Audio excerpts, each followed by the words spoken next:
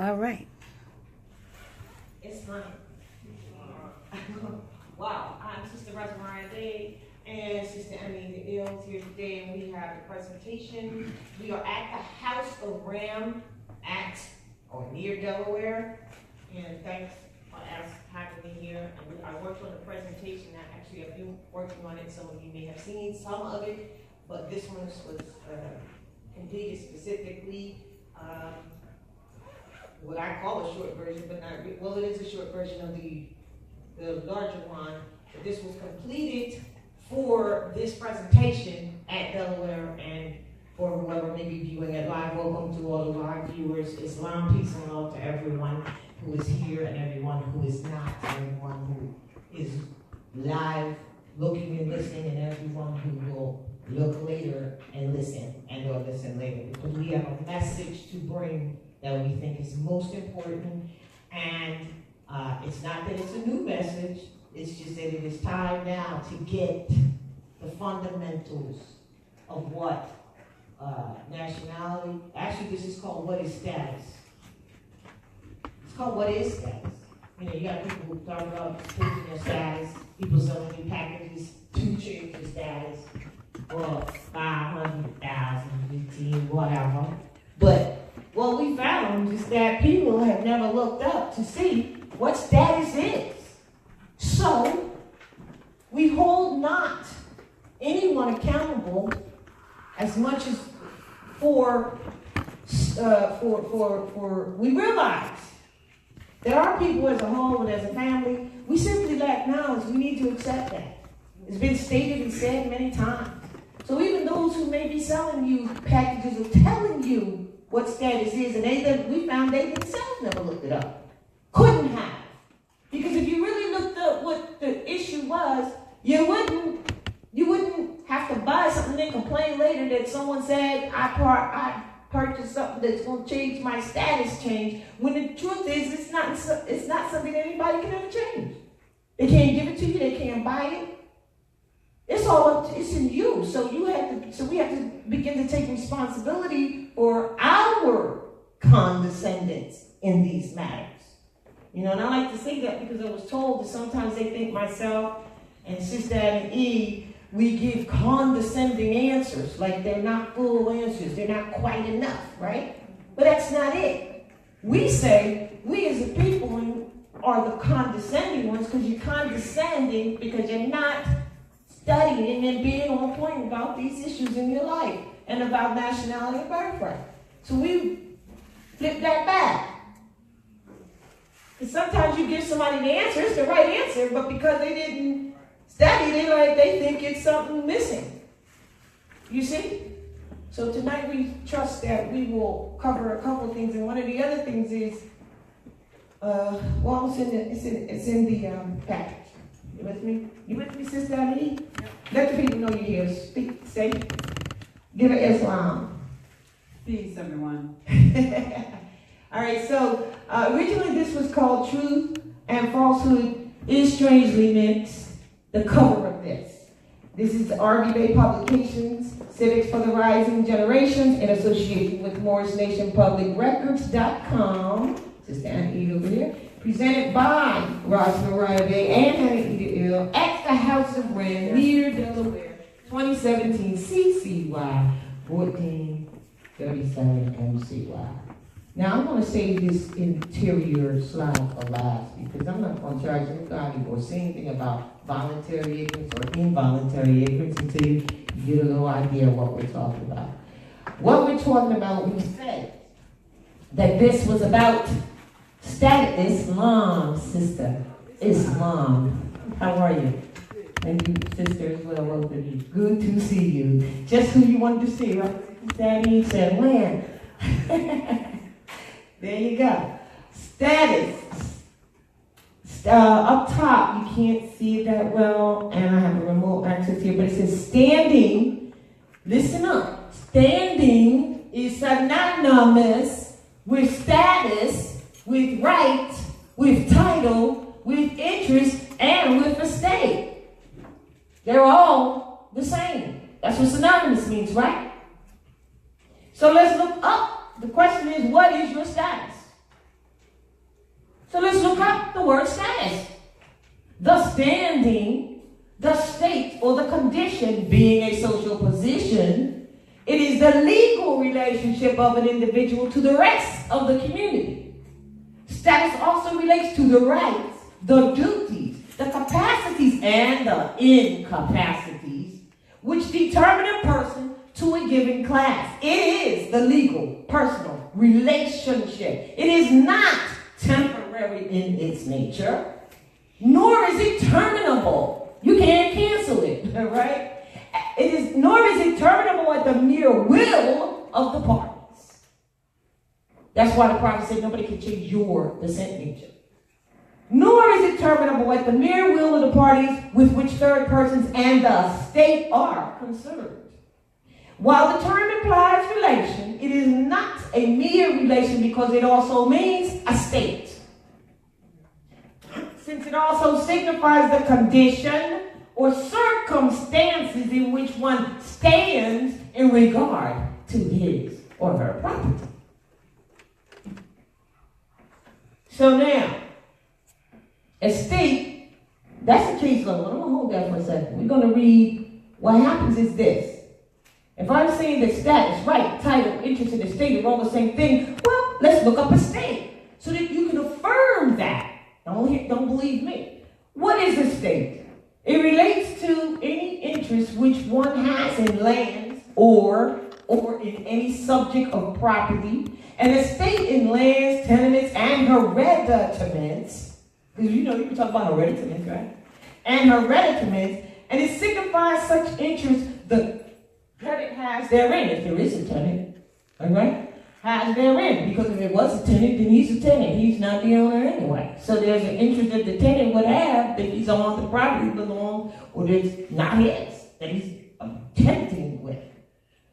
Estate is also constantly used in connection with the words right, title, and interest. Didn't we just say that in the definition of status instead? Didn't it just say that? Huh? Yes. And is held as what? Synonymous with all of them. Synonymous with all of them. I'm going to go back to this case law because it says here that under status, that your status is not terminable at the will of the parties with which third parties and the state are concerned. So let me just hit you here. Under the United States Republic's constitutional system of government and upon the individuality and intelligence of the citizen, the state does not claim to control one's conduct to others, leaving one the sole judge as to all things that affect you. Period. So stop looking for the state or anyone else. Now, we talked about, we said hereditaments. So next thing you do is look up hereditaments, right? Does this make sense? Does this make sense? Yeah. So, what is hereditaments? I can't read, but because are any and all, okay, hereditaments are, am I reading from the top? Are any and all? Okay. Are any and all species, is that right? I can't see it. Or property that may be inherited. This is important. Now watch this. Lands, tenements, or anything corporeal or incorporeal. Real, personal, or mixed. That may what? Descend to who? An heir. Right? Corporeal and incorporeal. So that means, let's show when we talk about birthrights are hereditaments, right? It's hereditary, right?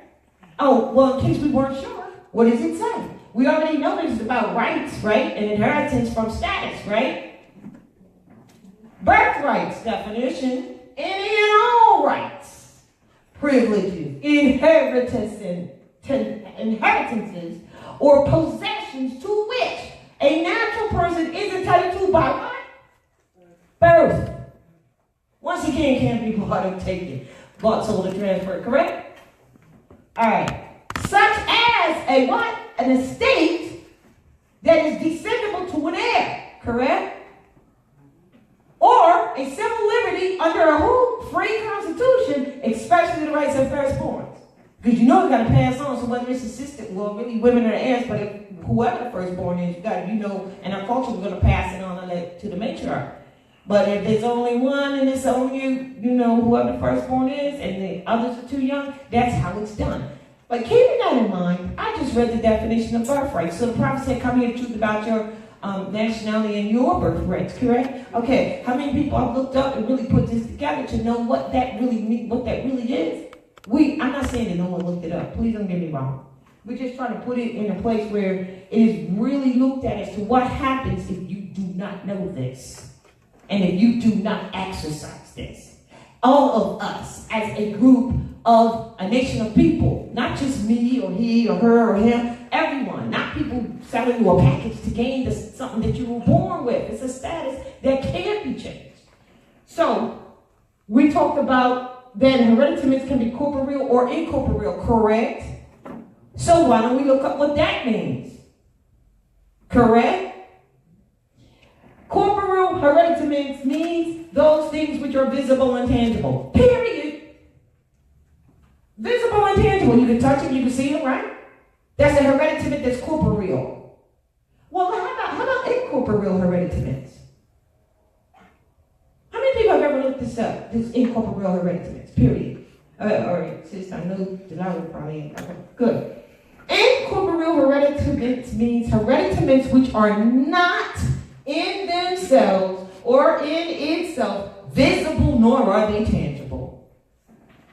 What you talking about, Lucas, right? No, that's right. Because your birthrights deal with your hereditaments deal with both corporeal and incorporeal. But what are incorporeal hereditaments?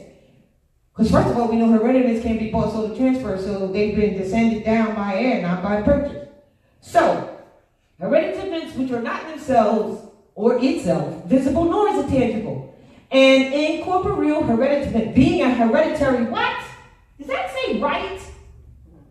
Does it say interest or obligation? And I can tell you right now, most of our people didn't know that it was an obligation. That's why they run away from it when you get to having to take your place amongst the affairs of man. The reason they run and try to find some other stuff to do, to curtail it, to shortcut it, is because it's an obligation. And one of them obligations can be some family cultural stuff that gets passed down that people don't see. That's still a hereditament, correct? But all of it is an obligation. If your family has a piece of land, or a part of the land, and they have a structure on it, a house or whatever, it's not your duty to let it fall apart. It damn sure isn't your duty to let someone else outside of you or your family member to take it. It's an obligation that was already established by someone in your family to be passed down. Why should it be given away? It's not to be bought by you, because it can't be. It's an inheritance. So when you start talking like it is, we start talking like it is as a nation, then so shall it be. But until that happens, so shall it not be. Because this is the information that was not and is not. When you go down to these places, what you call government institute, they ain't telling you this. And neither are you walking in there like that. Don't talk about what they do. Talk about what you need to do. So truth and falsehood strangely mixed. Check this out. Sister Irene always says we're lineal heirs, right? So check it out. Here's a note here. The words lineal heirs, like heirs of the body, mean all, not some, all lineal descendants to the what? Remotest posterity. And are words of what? Inheritance and not of purchase. So you got the Constitution, which is the law of this land that was authorized by our ancestors for foreign citizens and others to go by so that you're not molested by them, right? Right? And it says that this is for posterity. Does it not? Does it not? Which means your children's children forever more. Your children's children forever more. That's what posterity is. So let me read it again. The words lineal heirs, like heirs of body, mean all lineal descendants to the remotest posterity. Just the remotest. And are words of inheritance and not approaches. See, it reminds me when I was reading some spiritual stuff and wisdom came down and in the book of John is really what I was reading, and it said, I came 3 times. Dang, I came 3 times. I had to leave because I didn't want to destroy this foundation, this fiction foundation that these people are living in because they're not awake yet. But the last time I came, I hollered out somebody who was sleeping, which would be us, said, oh, who was that that's calling my name? And you know what? From that moment of knowing who you are, it is done. There's no questions to be asked. At that moment, and so sealed in the 5 luminous, the 5 seals in the luminous water is the womb to come back through here. So that they will never know death. Because man is mine. But while you're on here, there's no suffering necessarily having to happen if you know who you are. Really. The fact that we don't is the problem. So now at this point, that's the source of the word lineal heirs. Now, we're simply going to define ancestral, since we've been talking ancestral for a minute, right? Ancestral estate. And we're going to define ancestral and ancestral estate. Because, we got people saying, yeah, I got my paper and I got my estate together. Do they not? I definitely want you to pull that out and explain that. And we hear it too much. Oh, yeah, I got my estate. I did my estate papers. You're like, what estate? You're going down and putting together some document and going down to a minute. No, let's just finish this and we'll see. Ancestral is one sentence on the answer. I know it's hard to see with that light, but it says, and make sure I say it right. You can see it on the paper. Related to ancestors, or what has been done by them, period. That's ancestral. Clear?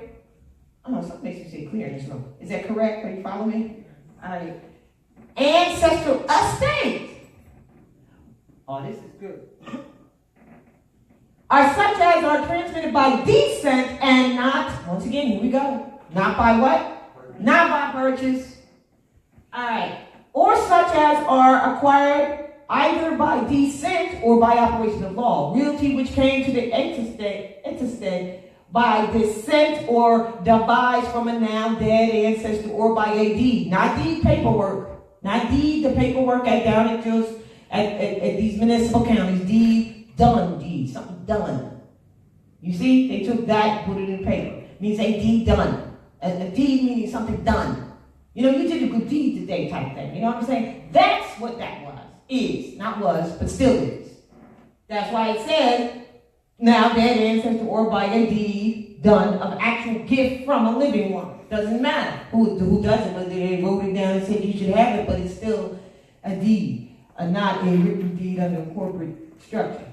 There being no other consideration than that of what? Blood. That's ancestral. Based on what your ancestors have already done. This is why they don't want you to know, campaigning not to know, or putting social engineering not to know that you are a Moor. Because then you would know what your ancestors did and you would be taking your place more immediately. Because all of this is by blood. It's ancestral. You already have an estate. That's why the prophet said, you're rich, my children, you are rich. He also said, you're going to gain back that seemingly lost estate in a conflict that cannot be told in words. You got to go through that journey on your own. When you tell us about it, you already did it. You tell me. You try to tell somebody. It's already happened. So, let's get clear. Definition of land, I threw that in there so people could be sure that when it says, earlier where it says, of land, and as far as heredity means, people understand fully what that means. It means, by the definition of land, that it includes not only the soil or the earth, but also things of a permanent nature are fixed thereto or found therein, whether it's by nature as water, trees, grass, herbage, other natural or perennial products, growing crops or trees, mineral under the surface, or by the hand of man, as buildings, fixtures, fences, bridges, as well as works constructed for use of water, such as dikes, canals, etc. So I only stuck that out there because people keep talking about, I'm going to clean the house. And it's not about the house.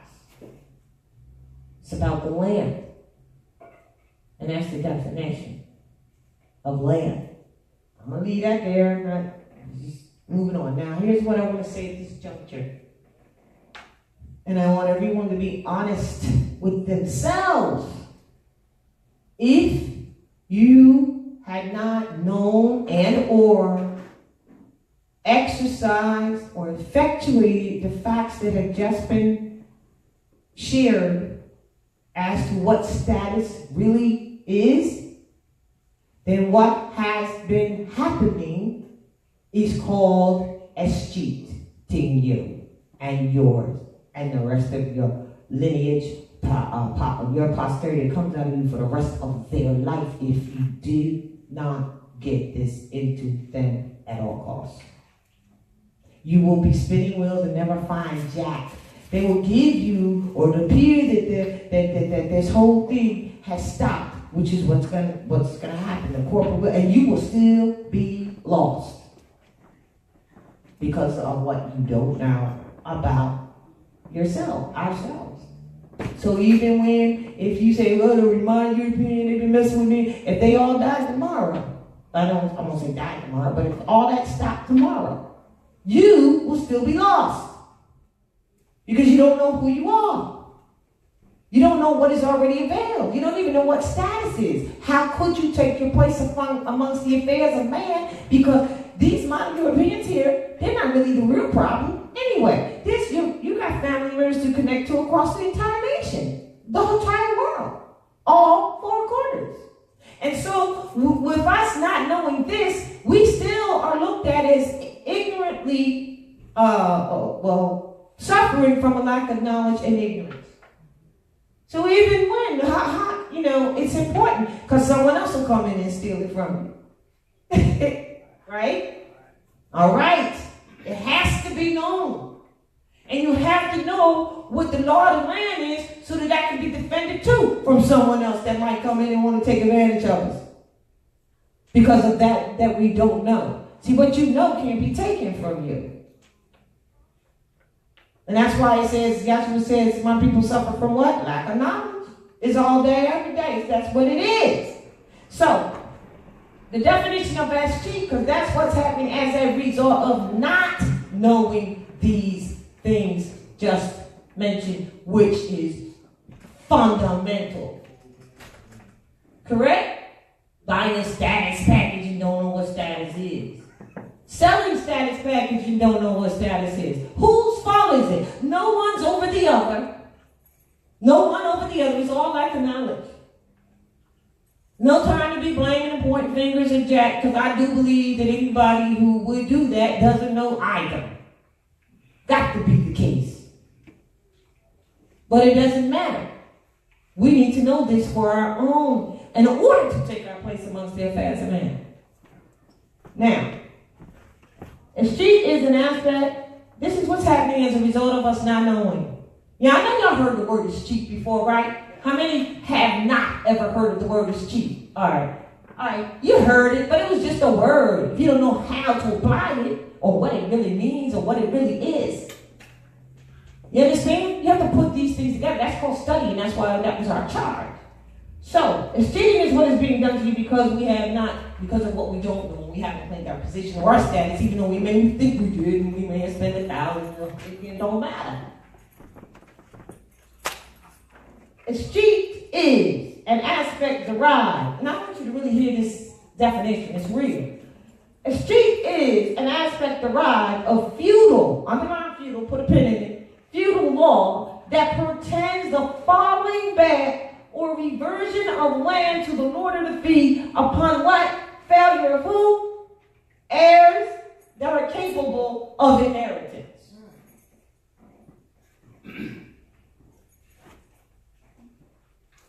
Oh, hold on. Under the original grant.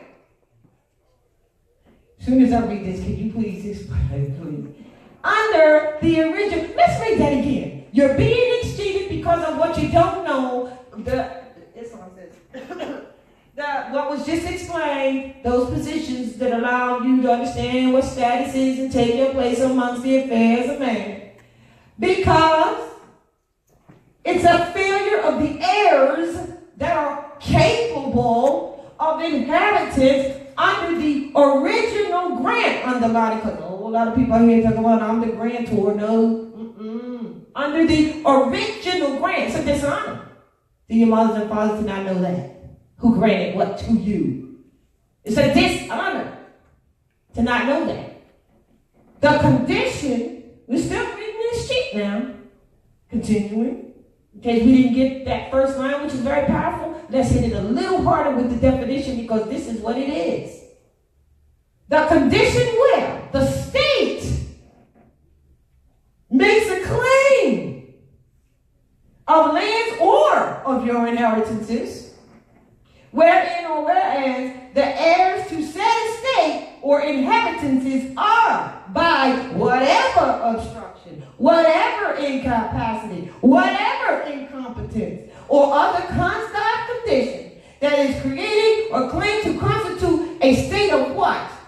Non-descendability. Man, it doesn't matter what your reasons are that you don't know that you are the lineal descendants, but since you don't know, then the state will make the claim.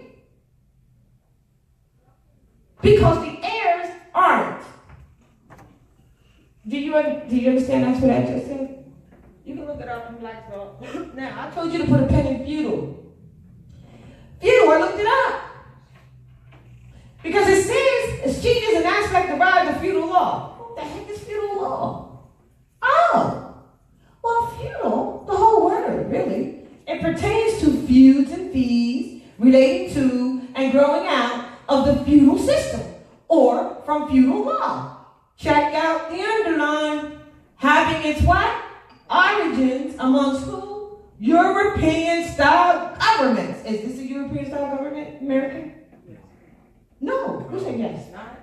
Heavens to Betsy, no. No, it ain't under occupation other than it's being occupied. But that was intended from the door. In other words, when the Constitution was established, it was known that there would be other people occupying on the land. You see? The problem is that we didn't know that they ran over and did more than what they could do because we didn't know what the law really was to recognize that they just did something that was against the law and they got good. All right? The point is that that's feudal law and some people talking English law and forgot that this is American law.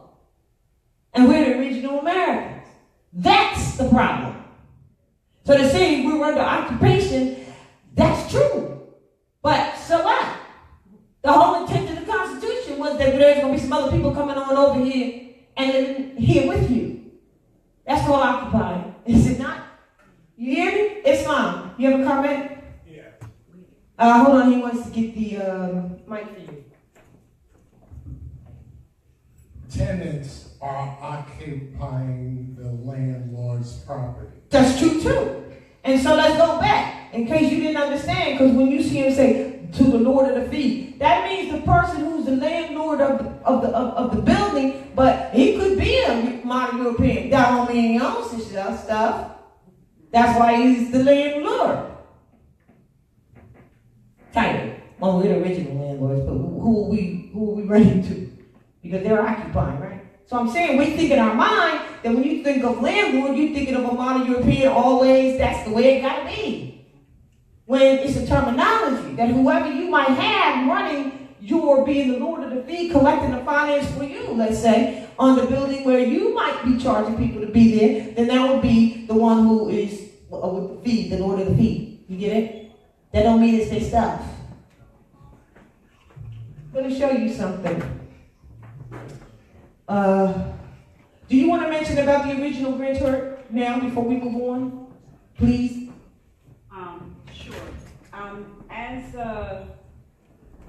if you paid attention to the definitions, the key word here is ancestral, meaning your ancestors. So when it talks about the original grant or the original grantor, it can never be anyone other than your ancestors.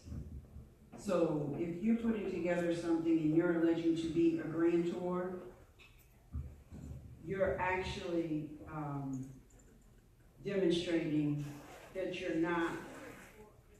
actually demonstrating a failure of heirs capable of inheritance, because you can't be the grantor.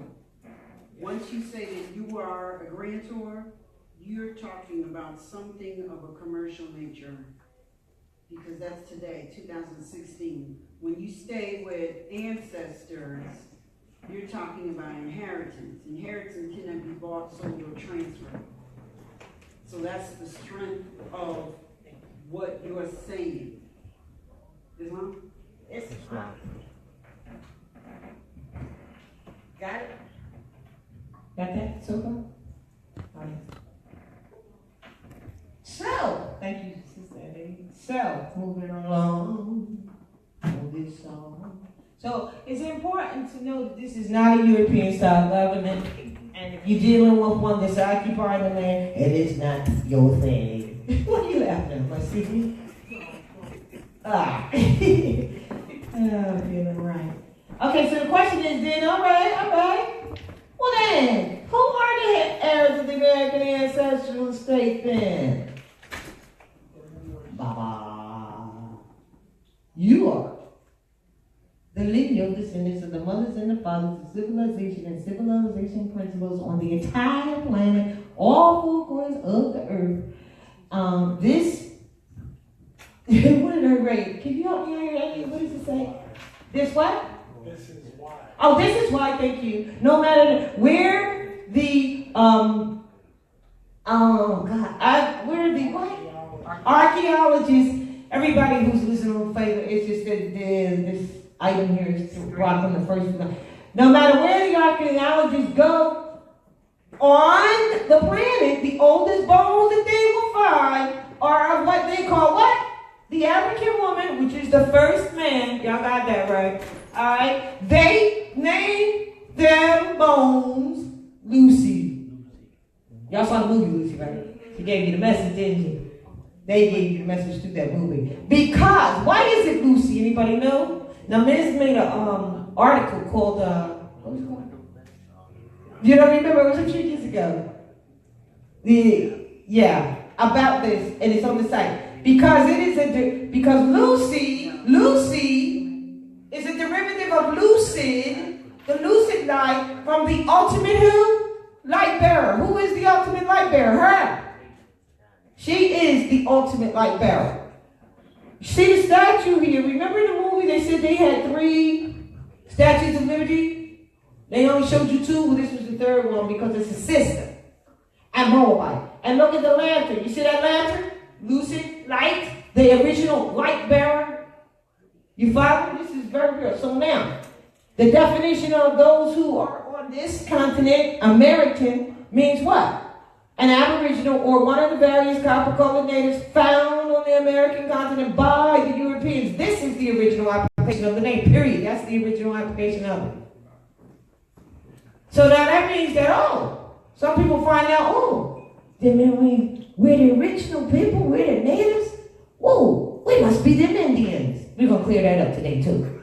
Because this definition didn't say jack about Indians. Do you see Indian in here anyway? Okay, so where'd that come from? Why do you think you got to be that? So now we got a bunch of our family going around talking about they're Indians, not knowing that Indians was a coin that was branded onto the Aboriginal Indigenous Americans when they got here. And so since you didn't want to honor your mother and father and know that they were the grantees of all that you could possibly have ancestrally, inheritance, and otherwise, they said, we'll create a Bureau of Indian Affairs called the BIA, and the Bureau of Indian Affairs is established because you want to be an Indian. When you're not. The Aboriginal Indigenous people were various complexion people. And they're called natives and or the aboriginals all over, including that Ellis Island. Why do you need to be Indian? But we're going to get into that a little more because it's about the images now that people want to accept being the natives. They still relate to being an Indian because that's all they know. They think that the Aboriginal and the original people here were Indians, right? So then they'll say, well, Rod, you might look like you got Indian in you, but I don't look like it because you don't, because of the images that were given to you is why you believe that belonging. That's it, and that's all. It's because of the images that were given to you is why you believe that. See, this was systematically really well done to capture the minds as we come into consciousness. Now look, I just wanted to show you, this is, right, the statue with the light. And this is the one you see, that you know of, that you see most of the time, still got the light, right? Right? Now this one right here, this is, you see the spikes on her hair? Look much like that? This is a original Berber woman. And he found this picture for me, or I got it from her, I don't know where she found it, who gave it to her. But I was like, wow, I got that in here. That's why we did this and showed all three. Because there's the spikes like this. Now the Berber woman is the original, or from the original area where people were called Arabs. No, Moors were originally called Berbers. And out of them comes what people call themselves today, Arabs. Just like right now, people call themselves Americans when they're not. But the original Americans don't stand up. Or more Americans, because this is Morocco. All right, so don't get twisted on that. So if this is who the heirs are, and you're lineal descendants of any sister that you from the womb, right? Then here's a question to ask: who aren't the heirs? Anybody who's not that? Who are not the heirs? Bam, they are. Has anybody ever seen this picture? Well, I have it in the Brian for the more rendition we have. This is from the congressional records. This is a picture of the teeming life of tenement district and something of its squalor are suggested in this view of Mulberry Street in New York City, and this comes from the Library of Congress. These are the modern Europeans that came from mostly turn of the century Ellis Island. They lived in New York in the original slums and tenements. Did y'all know that? That they were the original people who lived in, you think you live in, what's the word they call it? Slums? Ghetto, slums. Yeah, no, they did. More modern European. No, there's no separation of Jews. They might call themselves Jews, but these are mostly people from Ellis Island. They came to Ellis Island, like the Irish, the modern European. However, the Jews are not a distinction because we're the Jews also, but they call themselves Jews. You know what I mean? But so this is them in squalor on Mulberry Street. This is how they live. That's why when you look at that movie, what was it called? Gangs of New York. Yeah, really look at that. Because they were saying, well, we were here first before the rest of them came. You know what I mean? But you were here because all of them was in your home. All right. So, so they're not. Let me tell you who they are, though, because this isn't the first entrance of them coming here. You know they came here originally as the original slaves, the Slavics, right? Everybody knows that now? Yeah. Wow, how wonderful. That's a mind blower. So these people are the descendants of the modern Europeans, who are the original slaves and Slavics. Now, these are book covers, plenty of them. And he's reading one of them right now in our Wednesday class. So far I've done about 6 chapters or something. All right, and this is the picture again. So these are their descendants, not yours, and they are here in your land. That's why the law of the land had to be established after the Treaty of Peace and Friendship between the Moors and the Christian powers, not Christian nation. Ain't no Christian nation. Christian powers. They're quasi-national value anyway. If they were going to be anything, that's why it's 2 nation indivisible, because they always got to have someone to accept them into so that they can be occupied. Because they are immigrants that became immigrants once they arrived wherever the hell they arrived. That's the difference. Immigrants mean you left someplace, and when you end up wherever you end up, you now are an immigrant because it's not your home. So with that being said, hold on 1 second. Let me see what's there. Okay, good. And then we can. So, check this out. They are the lineal descendants of slaves, Slavics, modern European, what you erroneously call white people. Got that? That's who they are. They're not the heirs here. So they're not going to talk to you about you claiming your heirship. They're not going to do that. Matter of fact, they spent lots of time trying to see how they could take what was yours and it's down to the wire now with all these documents and UCC and now the birth certificate redemption crap. You know what I mean? That was all the stuff they tried. That is not for you, never was.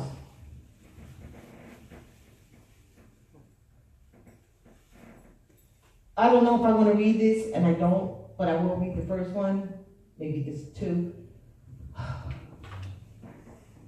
This was when we went to Ellis Island. We went there physically. We were there. We saw it. It said, this is their 5 principles: conquest, colonization, migration, enslavement, and annexation. All right? And the first one, which is this will help those who don't want to believe that they did not necessarily come here they didn't come here on boats from Africa as slaves. Our people, I'm saying. This will help with those to believe that we were already here, because that's not something that was told to us. All right. Here's what they said when they got here, when they were searching and trying to conquest and colonize. They said, despite the myth that North America lay empty and available for the taking, European explorers encountered over 200 different cultures whose ancestors had lived on this continent for what? Thousands of years. So if they got here and know that you were here already, you know that you were brown, copper color, as they explained it. You're the Aboriginal people. Do you see them say, look, all right, you're, okay. Through armed conflict, Europeans seized the land and claimed it for settlement. This often entailed enslaving, subjugating, or removing native peoples to reservations against their will. Disease was an unintended instrument of the conquest. Millions of Native Americans died from foreign viruses to which they had no resistance. Did you ever see them in there calling the people Indians? No. Is it in here? No. No. That's one of the greatest points to want to see. And then over 200 cultures they found. There's probably some they didn't even see. All right? Colonization. European nations colonized the Americas for what reason? Here's the reason. To exploit natural resources. To engage in commerce. And you want to engage in commerce now against your birthright? Just because that's what they're doing? They came to exploit the natural resources, to engage in commerce, to create new communities, and to convert what? Native people to what? Christianity. That was their purpose. Once they came after they got free, because they originally were slaves here, you must understand. That's why their lineal descendants came from outside later, because they said, dang, we finally got free. Our ancestors, they talk about their people. You know, the Almoravians here said, you know what, come on over, free of being shackled so much, you know, that's what the treaty. A piece of friendship was, we know y'all didn't get to slave, but look, we just gonna have to bring peace to this man, because that's all there's gonna be: love, truth, peace, freedom, and justice, right? Right? We had them as slaves. They were originally enslaved by our cousins, the British Moors, and they were very brutal to them, and all that, right? But we birthed them into slavery from the door in the first place. So now it's like, well, we just got to end this with the Treaty of Peace. Some people say it's a Treaty of Commerce. It depends. They didn't have Jack, so they wanted to try to make themselves useful, right? Doesn't it say that in the letter to George Washington? I mean, the letter from George Washington to the song. He said, I hope we can make ourselves useful. It's right there. But it's not in the 3rd grade or the 4th grade or the 5th grade for your children to read it. But it's true. So, these are the descendants of them. that did this, that came and did these things. The descendants of their own slavery. All right? All right? So they came to do commerce to create these communities, convert native people to Christianity. There's a lot of Moors that say they're Moors, but they're still Christians in their mind, which is patriarchal. That should be a whole nother presentation, shouldn't it? Yes, it should. Break it all down. So, it says in Spain, France, Holland, England, and other Euro powers claim different parts of the world of what would become the United States. Hold on. What would become the United States? So it wasn't the United States before that, but yet you were already here. Are you following that? Prophet said if I can get you to thinking you can free yourself. Are you following that? It says what would become the United States. Not what it is, but it said that, wait, when we got there, it was families, there were 200 cultures. Whoa, they were brown skin. Type of complexion, as they recorded it. Right? If I could just get you to thinking you would free yourself. Comes in mind once again. So here, after they did all this, okay, so look, here they battled. You gave me this for a reason. They battled one another, as well as Native Americans. Does it say Indians? No. To gain dominance and control trade and territory. You know the territory just means sales territory, which Sister Ernie I trust will explain well. All right, check it out. Conquest, colonize. Here's called migration. That means bring over Annie M and Uncle Tom and all of them, right?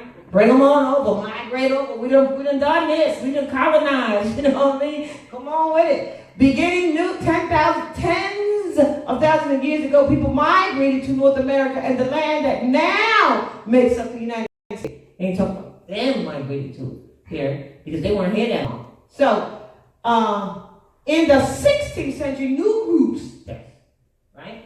That we're talking about later, made the journey coming from where? Europe, Africa, and Asia. Today, people continue to arrive in large numbers from every part of the globe. Regardless to when they journeyed, they left their homelands as immigrants in search of new opportunities and freedom. They arrived as immigrants who worked, struggled, and adapted to the new world. You understand the difference now that I read it, that the immigrant is the one who left from wherever they were. They're in the middle of the ocean. They lost their sea. You're not, you never will be. So stop using that language.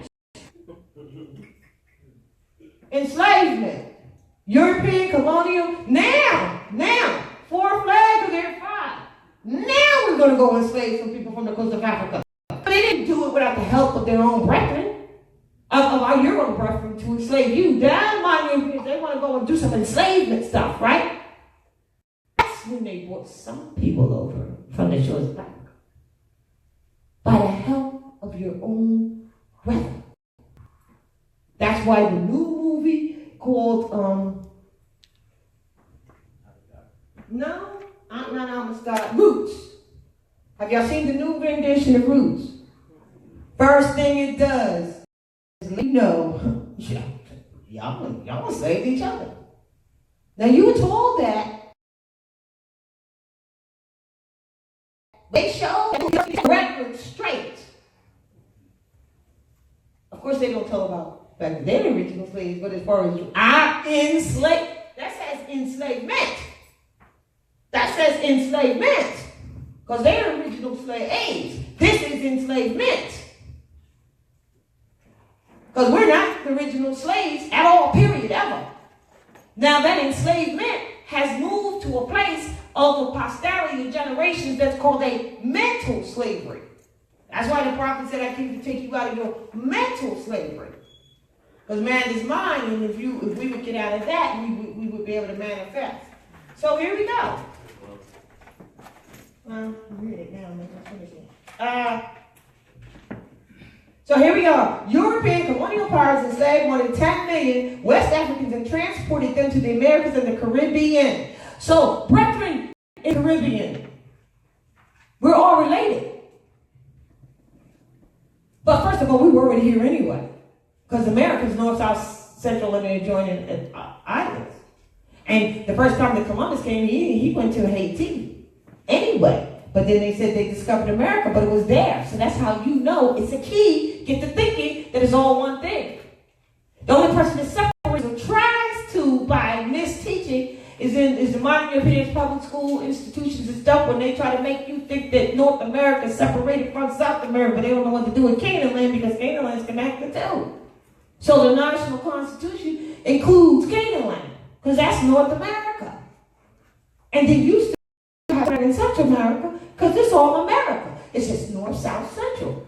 And if I could just get you to thinking, you would free yourself. So your family that's trying to come over here from the Dominican Republic or what they call that, they're already Americans. All they need to do is exercise it, and the time is right now, because that's why Trump's travel ban crap doesn't work, because other nationals in the world are not going for that crap because he's not telling them what they can do when USA is a corporation. But if you say, I'm coming to the USA, they say, come on then. You in this jurisdiction? You so stupid that you think you're coming to the USA? That's what they're thinking. I'm not saying that. They're saying you're so stupid that you don't know who you are, what your essence is, that you can't spout out of your mouth where you going and where you coming from. You haven't gotten to the point where you can do that yet? No problem. We'll keep your message going. You got to give us this, and that. Because you think you're coming to the USA, which is not even a part of that. Does that make sense? So, they enslaved people because they wanted labor. So they're enslaved, but check this out. They also, so one of the reasons they went to get the Africans, I remember we had this conversation because they already knew how to deal with the land, called the land. You know that, right? Those that was on the West Coast, what you call Africa, because of Africa, we were already the original farmers, and agriculture knew how to grow food and stuff, right? And they did it right here, if you know how to read. Forcibly moved, millions of enslaved people were brought to the United States, forcibly moved across continents to fill a ravenous hunger for labor. These men and women created the agricultural might of the nation.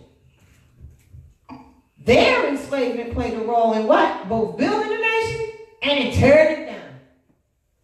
Because you can't enslave anybody without enslavement. It's against love, truth, peace, freedom, and justice.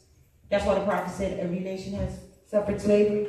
But the thing is, it's time for it to be over, because the love, truth, peace, freedom, and justice is for all nations and all the land, remember? And then the lion will lay down with the lamb.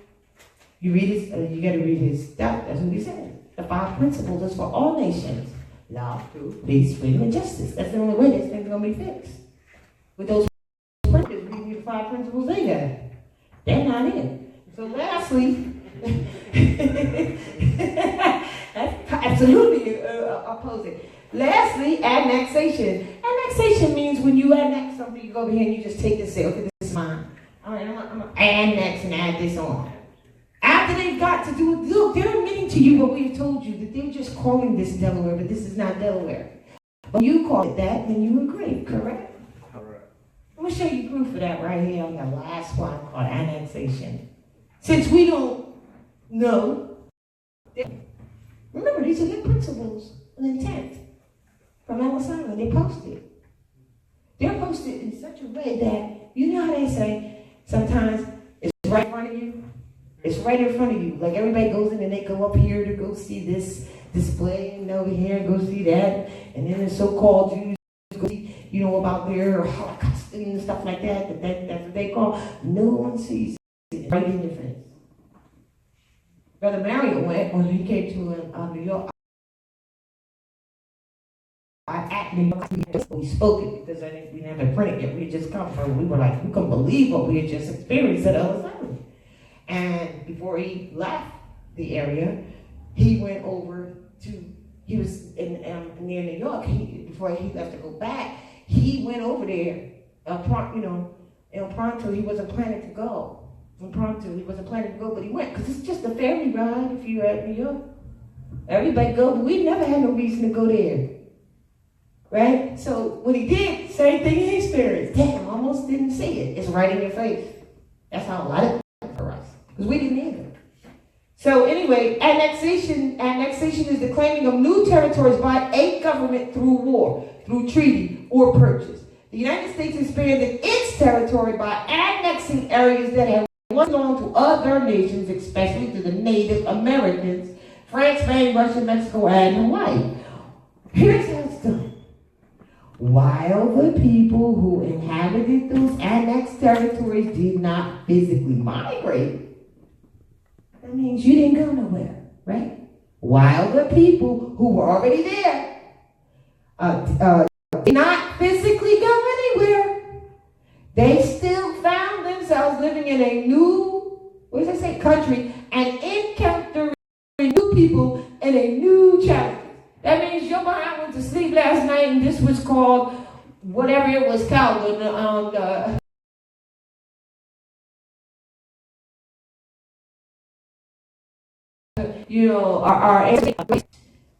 You did that. And when you woke up, it was called Delaware City. Now that's what they're telling you right here. They're saying it. They said all of the people who were already there didn't go nowhere. They found themselves, it says, while they didn't, they still found themselves living in a new whatever. But see, you don't live nowhere but in your body. So here's where the language starts changing and you submitted to it. They're telling you right here.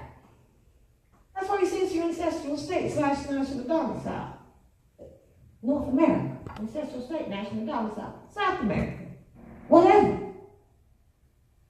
They just showed you what they did. So I wasn't going to read that, but I did. So the question now is, here's what we have to stop doing. One, we have to stop being dishonest with ourselves. Indian, this is where we want to go. Indian is a brand. Please, can you read it for me? With the mic.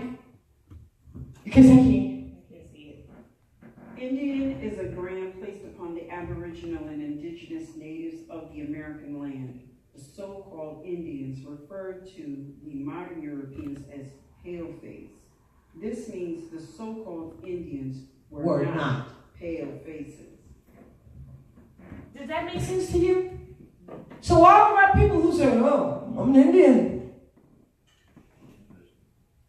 And the image of what you think is Indian is what keeps you from thinking, or what you think is a so-called Indian, is what keeps you from thinking that you are in the same place as the native. Because they stole that term and they showed you in what they call Indians looking all light, bright, long plaques, right? Right? Oh, that's not me, so says the average Moabite woman. That's not me. That's not me, right? Right? All right. It is only because of the image. So before we start thinking, if those who were branded Indians said, yo, you people, you modern Europeans and some pale faces, then clearly their faces were not pale, correct? Get you to thinking it for yourself. This is one of those moments. You see this one, Yellow Horse? You see Scottie Pippen? Do you see it? Do you see it? Yes. All right. So, I keep reminded on the bottom here, Americans, the various colored people found on the continent when the Europeans got here. This is the original application of the name. You ever see these pictures? They don't show you that. These pictures? And do you know where this one came from? This one right here? Yeah, all right. But it doesn't matter because we're on four corners. But I know this is in this area. Come on, we got more. The various colored people found on the continent when the European got here. This is the original application of the name. You want to record that? Go to sleep tonight. What is been called an Indian, or who has been called an Indian, is pale-faced. When the Indians, the so-called Indians, told you, called them pale-faced. I could just get you to thinking it for yourself. Let's do this thing here and show some more. Look at that. There they are. There's their braids. The point is, you see the images, right? And some of them are like I forgot what they said this cap was. This headdress that women wear here. Is it this one? This one in the what? In the 20s or something? You see women wearing these things. All of it. So it's because, and see, there's somebody that knows that this is their aunt, their uncle, their grandma, their something, and they're going to start dressing just like that tomorrow. And instead of calling them who they are, they're going to call themselves an Indian, which is a brand. You see, this is in India. They're not Indian. So you see us doing all kinds of things like that. Dressing is more. All right, this is at Peace Street on Prairie, somewhere I can't understand right. All right, images is why you think we're not. Here's some more. You little girl. Here's some more. Let me see. Oh, this is a great one. The original Australians, as you would call it over here. Do you see that? We show all four corners of the earth, right? Original Asians, you see the faces? Original people of Latin descent. Yeah. Original Philippines, you see them? Do you actually think they came? No. It's the other way around, if anything. This is heavy features. The original so-called Indian. That's the picture I showed you. They were so-called Indians. Original people of India. You may see them as pale now, or more pale, but these are original. This is you. You're the mothers and fathers of civilization and civilization principles. All right? So here is excerpt from 1895, 8th grade, public school, final test. All right. Now, when they came, Columbus and all them, this is kind of what they saw. You see the sister on the alligator? Real talk. There's another one that's greater than that. Miss has for his book that's coming out. We'll check that one out. Where sons, but of course. And they were coming to shore, like checking out who was these colonists. See this there, what's up? Bringing them the law. It's not the other way around. In that respect. So this is from those time periods when it was called like turtle, but you know, like some people call it because it's just shaped like that. Anyway, here it is. 8th grade final school, final test, 1895. Public school test. It's a mistake to call them Indians because they're the natives. But yeah, you want to continue to call yourself Indians. When 8th graders said, no. Columbus thought he was in India. He thought he was somewhere, and he called the people Indians. But we know they're natives. They had to say that in order to pass the final 8th grade test. And you still want to go there. So these are just more reasons.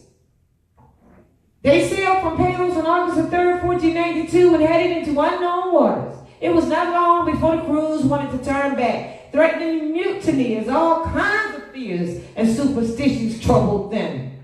The courage and determination of Columbus was equal to every occasion, holding the crews to their word. Early on the morning of October the 12th, 1492, they sighted one of the Bahama Islands. Another affirmation that it was known that North, South, Central, and the adjoining islands is America. Because if Christopher Columbus discovered America, and you know he was in Haiti, but they recorded that he didn't discover it, but they say that, right? He didn't touch one of the North American continent, because it's all America. So there's more proof for you by that statement. You had to pass this in the 8th grade. You had to know this when you were in the 8th grade. Because the 8th grade education back then, which was part to our education, the reason why the prophet says get a good European education is because you find out that that's our education we gave them. European history, because then you'll find yourself. Because you're the mothers and fathers of civilization and civilization principles along four corners of the earth. And this is the uniting of Asia, which is the uniting of the entire planet. So these things you must know to encounter and to take your place amongst the affairs of man. Period. Like I said, if demonic Europeans were going to Mars, you still need to know this. Because that's the only way you're going to take your place. Because this is national principles that we're talking about here. Like I said, we need to know before somebody else comes and takes advantage of you. But here it is. So what did they say? Behind, they had found a new world. world. So they thought, to them it's a new world, right? Columbus thought he had found a part of India. And so he called the natives there Indians. They have been called Indians ever since. But we know they are not. They are the Native Americans. We celebrate October 12th as a school holiday, Columbus Day. You had to be in 8th grade, pass the 8th grade final public school test, not private. You had to know that. The people here are not Indians. Got it? Got it. If I can get you to thinking you free yourself, so say prophet, know what you are. It's not just so that you can keep it in your mind. And this is one of my favorites because this picture and this picture, when I first saw this looked, and you would agree probably, from what you thought was Indian, it kind of looks that way, but then from what you thought was African, they kind of look that way, but then they don't look like either what you thought was African nor what you thought was Indian, like a cross, right? Because these are the natives. This is the dress. You see, he has this fez on it, he got seashells on it. Now they call this picture African prince, or African prince and African princess, or something like that. So you don't get to see these images, do you, much? And when you do, you think they're African, but not here. You don't get to see them. So that's why we were showing you these pictures. So in concluding food for thought. Which are you? We're going to bring this home. And then can you read that? Because I can't see it that well, the definition right there. This is Indian/Black concluding food for thought. Which are you? All right, black and bleak, pale, wane, bleachen, bleaken, to become pale, to turn white, to bleach, also to lighten, bleak. Those all came from the 1849, 1854, and 1859 edition of the Noah Webster's Dictionary. Hold on. You see who they are? Okay. And then this definition over here? American, an aboriginal, or one of the various copper-colored natives found on the American continent by the Europeans. The original application of the name, Webster's 1828 American Dictionary of the English Language, and 1936 Webster's unabridged 20th Century Dictionary. Okay. You see these faces? Even if you thought they were what you thought they were, they're not Indians. There's no such thing as Indian. It's a brand. But at the same time, there it is. Black people are really pale. Y'all know the definition of areas where you can pull and find that. And the American people are the various copper people. So which one are you? That's the question. Right? And so, what was I going to say here? Oh yeah, so it's really a brand anyway, but still.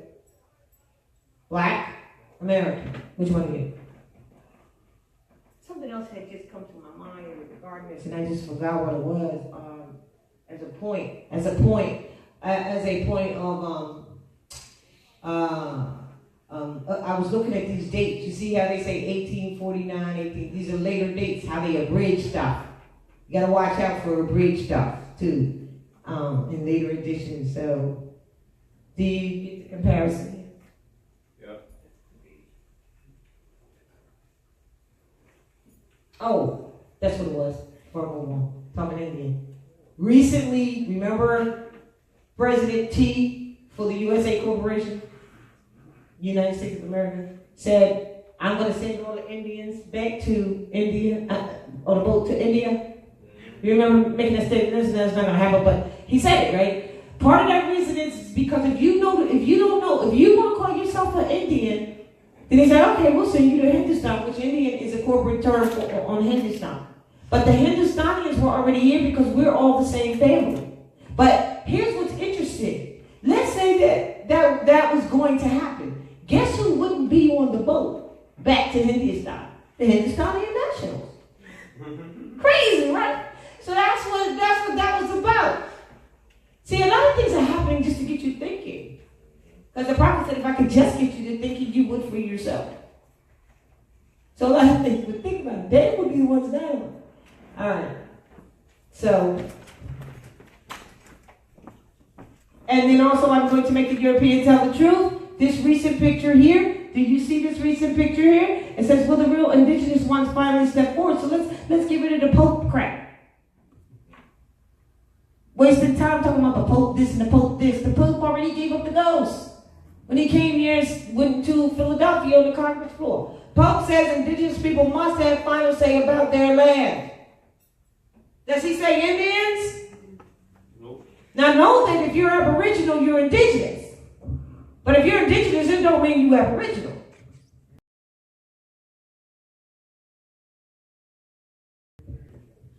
But do you see this? This is what's happening. This is what's happening. And this couple told people here too. Look, see her in the back? So they're letting you know by subliminal that the indigenous people are not modern Europeans that you call white. That's what they're subliminally letting you know. Not even subliminal. And here's another one. He's been new to Trump supporters meltdown after president calls Islam one of the world's greatest faiths. He went over to Saudi Arabia. They're like, come on over here. Well, let me show you something. Let me show you some history. And I know he's all the beginning of his family over there because his mama Irish. He said, let me show you some about some religious, true religion. And they showed him some so-called other faith, what it is. So he came back like, oh shoot. And now all of the boys is supposed to be, the Ku Klux Klan that we call the Ku Klux Klan. And all the haters and stuff, they're like, oh shoot, he got neutered. I thought we was going to burn this thing down. No, that's not what's happening right now. What's happening is your rise. And truth. Because truth and falsehood has been strangely mixed. And it's real. And these are some other pictures. Now, the reason I put this here, we traveled to the Maryland house, not far from here, right? You will no longer see this picture of Benjamin Banneker surveying the White House. At the time, you'll read the letter to Benjamin Banneker, and he'll mention that he was doing that, right? And you know that he did. But that was plastered on the walls of the Maryland house on the second floor. They have removed it now, forever. We are so glad to have gotten a photo of it. And I put this here because it's like, what the heck is going on in the White House today, right? And they were surveying it. Now, I like to say this. Everyone honors and understands the flag of the people of the Moorish nation, but the people themselves, it seems. And here you have, can you read that? I can't see it. Do you mind? Every knee shall bow and every tongue will confess that It's South America. They know what's up. They got the flag. They honor the prophet. They're not playing around with these games. Am I Negro? Am I colored? Am I black? So this was just some information. This is the last. Let's see. Yeah, I am. Wow. I can't read the top part. Can you read that? Even the so-called Mexicans knows what's up. Talking about building a wall. You don't think so. What does it say? It says here on this from those people from the rally or something they had. It says, if you think I'm illegal because I'm a Mexican, learn the true history because I'm in my homeland. They go like, get out of here with us. And we have to know to make our stand as well. Stop, well, okay, all right, can you read the top? many people are aware of what is going on in regards to national principles around the world. While many so-called conscious, so-called Negroes, coloreds, and blacks are debating whether they are Negro, colored, or black, and or are creating new brands and labels for themselves. Therefore, have a whole lot of work to do while catching up. Many seem fleeting. Catching up may seem fleeting. The only reason they seem to have no hope is because they have no knowledge. The wisdom they seek is gained by application of their knowledge, which is then the only gauge and only judge as to all that will affect them and how it will affect them. Thank you. And that's where that's why the as to all that will affect them, and the only judge is you as to all that will affect you and how it will affect you. And that's why I think that case law was supposed to be here, but I'll reiterate it. Under this United States Republic's constitutional system of government and upon the individuality and intelligence of the citizen, the state does not claim to control one conduct to others, leaving one the sole judge as to all that affects them. Let's mount to that. It's real. So stop asking, looking, you want people to hold your hand, do this, study, have knowledge. It's not that no one cares. It's just that, like I said before, and like the prophet said too, he said the breakfast table, this is going to be over by breakfast. But we can't even come to the breakfast table to even sit there. When we don't know. It seems fleeting. But when you take that step, it's spiritual. The rest of the ancestors will follow you. You step off the path, they will also kick you behind. Because that's the ancestral spirit. We are mind, manifested, law, manifested in the flesh. Let's not forget that. It's really powerful, because that's why it was said, man is mind, man is the body. All right? So I say, this is what we must stop doing, and this really clinched this, I think. Stop praying to the vicars that pray to you. You do know that these popes are praying to what they call the Black Madonna and Child. You know that, right? Here's the vicars that pray to you.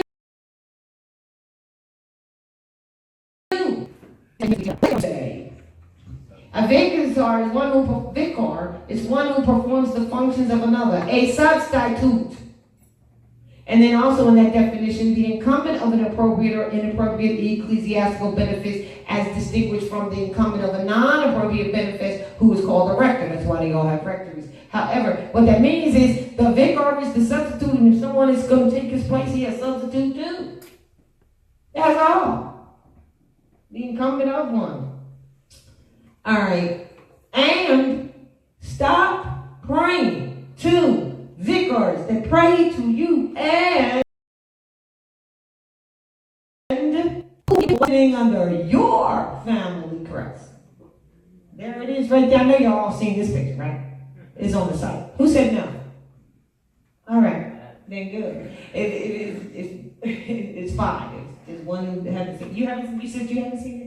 It's on our RB Publications site on Moore's responsibilities. So here it is. Here's the Pope, and he's sitting on the front of the crest of you, Moore's. And he's praying to the sister and child. And you praying to him? And he said, I'm a substitute, don't y'all know? Oh, shoot, let me wash my hands of this. Let me go to the Congress floor right now, wash my hands like Fox 5, I'm done. And then people still want to write to him for shit. For what? For what? I don't get it. Because we need something to hold on to that bad? Or we don't get it? That this is our time to take our place amongst the affairs of man? So that means we didn't get the prophet's message. We know that. A lot of us didn't. So here's why we don't need precedents. Now listen, this is where we're at. Some sit back and wait for others to do it first. You do it first. Do it first, see if it works. This is a journey. If you don't want to be the only one, you mean I do it first, see if it works. It worked for you, but this person ain't going to work for you, because if you think it's something that's going to work or not work, or you should believe it or not, then it ain't going to ever so-called work for you. Wait for others to do it first in regards to exercising rights bestowed at birth. In the beginning, we talked about birth rights, so they can see how it turns out and if it all works. However, it is already done. It is already done.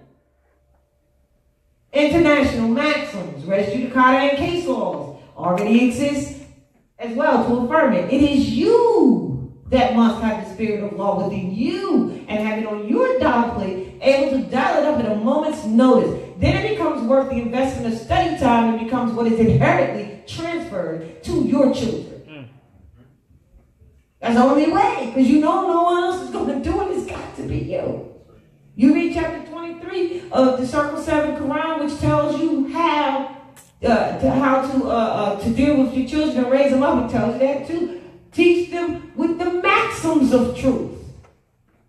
Give them the maxims of truth. Okay. Consider it as a reserving and preserving of your rights and the rights of your family, as that is what posterity means. We talked about posterity. For your children's children forevermore, disseminated by the balancing scales of Libra, which is by that which is mother. That's why we say women don't know this, it don't matter, it ain't gonna happen, because she got to start teaching early in the womb, because that's the kindergarten. Literally, the womb is the kind kindergarten.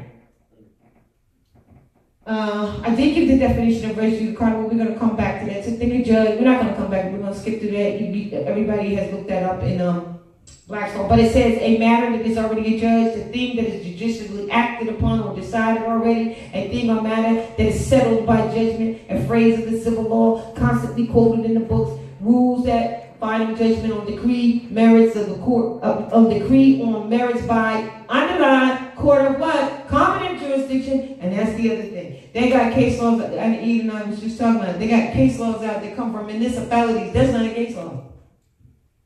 And you've been following them, giving them merit, giving them life, giving them titles and positions that they don't have. First there was word, we have to stop calling them what they're not. So, because the American National Constitution of 71 is for the preservation of posterity. The law of the land, you have an obligation to enforce it, especially against those who violated against you. And like I said, don't worry about what happened and what they do, because this is something that's got to be in us for the future from here forward, because other people are coming to this, even if all the European people go with a Monroe or the Sun Melody, you still have to know this. So we're going through all this, everything except for be who we are, knowing that we cannot be anything other than what our descent nature is, knowing this, or what your ancestral foremothers and forefathers are, period. Right? And then we have to start being who we are, which means you can only be what you know. But we want to go around the corner and be everything else and go through this way and go through that way and do this and do that without this fundamental, and then wonder why you might still be getting hurt.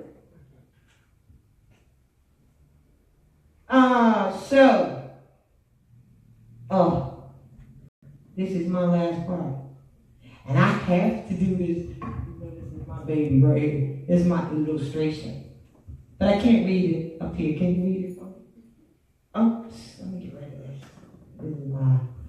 All right, go ahead, please. Your nationality determines your political allegiance, family and government and nation. Where you say you domicile determines your civil liberties, rights, inheritance, etc. This is why civil liberties are violated, because if you are not in the correct jurisdiction, you are without right words and not honoring your own family. Bingo. What? There's only 3. Every time you get something from one of these corporations, the first thing after they've accosted you, in the jurisdiction of the city of Delaware, you was meeting on 5th Street. They just claimed territorial jurisdiction and you didn't even rebut it. And so they don't care what you have to say after that. Not that it's right, but they got jurisdiction. And you didn't even know it. Did you bring the cards? The jurisdiction? We didn't bring them. No. Okay. Territorial jurisdiction, I just explained to you what it is. It's personal, meaning person. That means you have to be in your proper person. There's subject matter, which doesn't really necessarily mean that whether you are a subject or not. It means if this competent court was given delegation to talk about apples, and your issue that you have is about oranges, then that means they don't have subject matter jurisdiction of that subject. Because they are delegated authority from time to time for specific reasons. Now, I know the court, I'm talking about the court of competent jurisdiction. We've been dealing with court that ain't even courts. So therefore, you're not going to find this conversation up there. You got to bring it. So that's it. So here you go. You got 3 domiciles. You got a national domicile. You got a quasi-national domicile. And you got a municipal domicile. Now hold on. How many domiciles are there?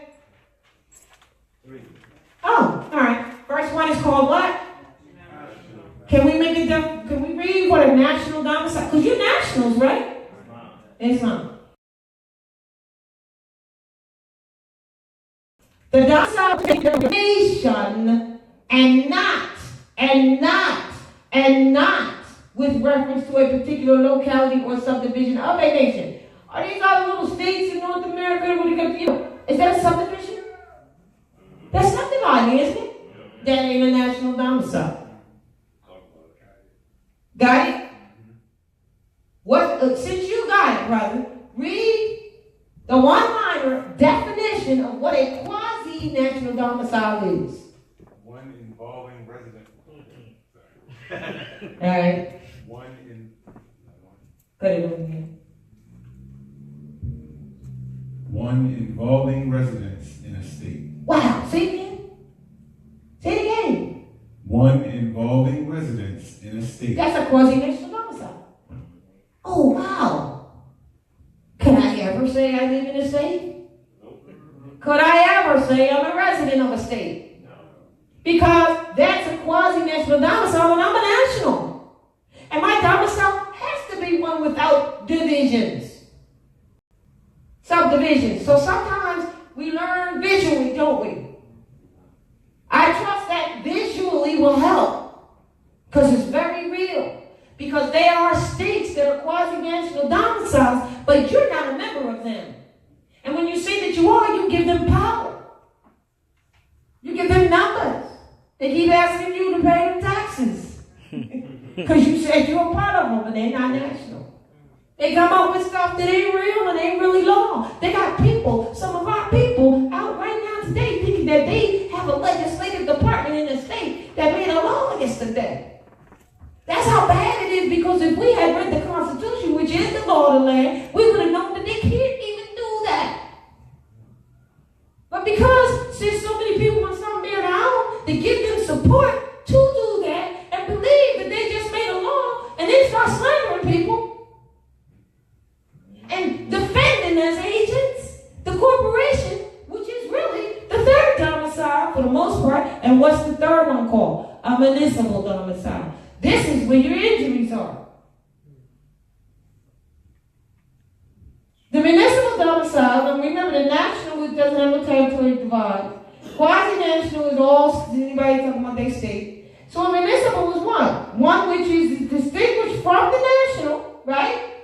And distinguished from the quasi-national, which is the state, right? Yep. And has reference where? To residents in a what? What is that?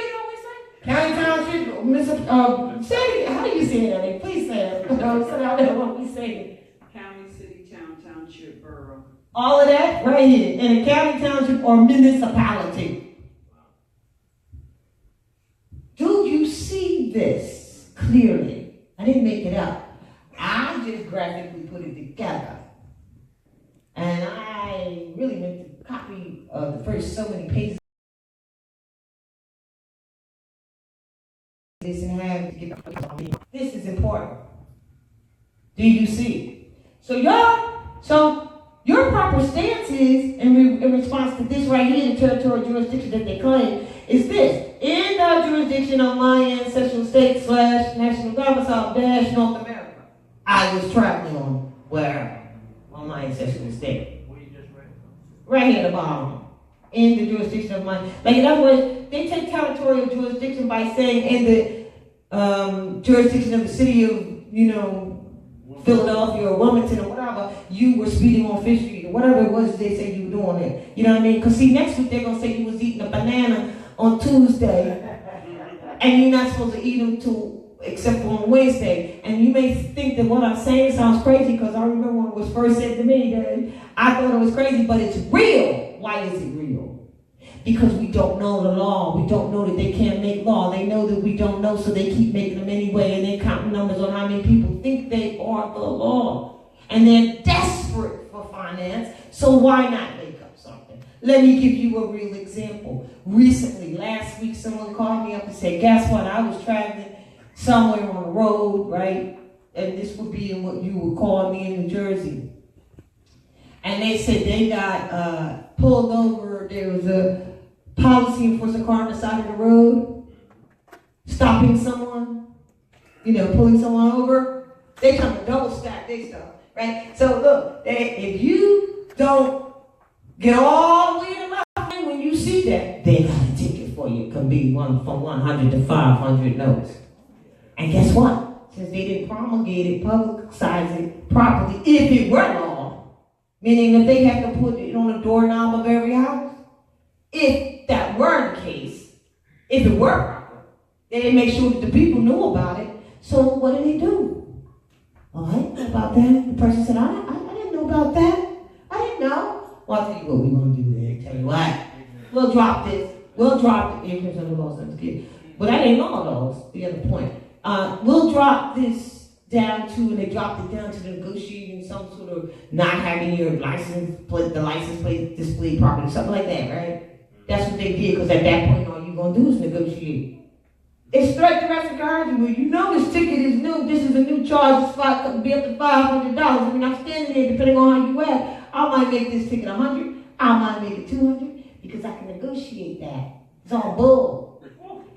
No, I'm serious. And so when the person said, I didn't know about this quote-unquote new law, they said, okay, I'll tell you what. We'll just act like it. We'll reduce all that and change it to failure to something. Failure, display your license plate properly. Do you hear what I just said? This is real. That's why you will be charged for eating a banana on Tuesday when they tell you can only eat them on Wednesday. That's real if you don't stop this madness and know that you're not in this jurisdiction.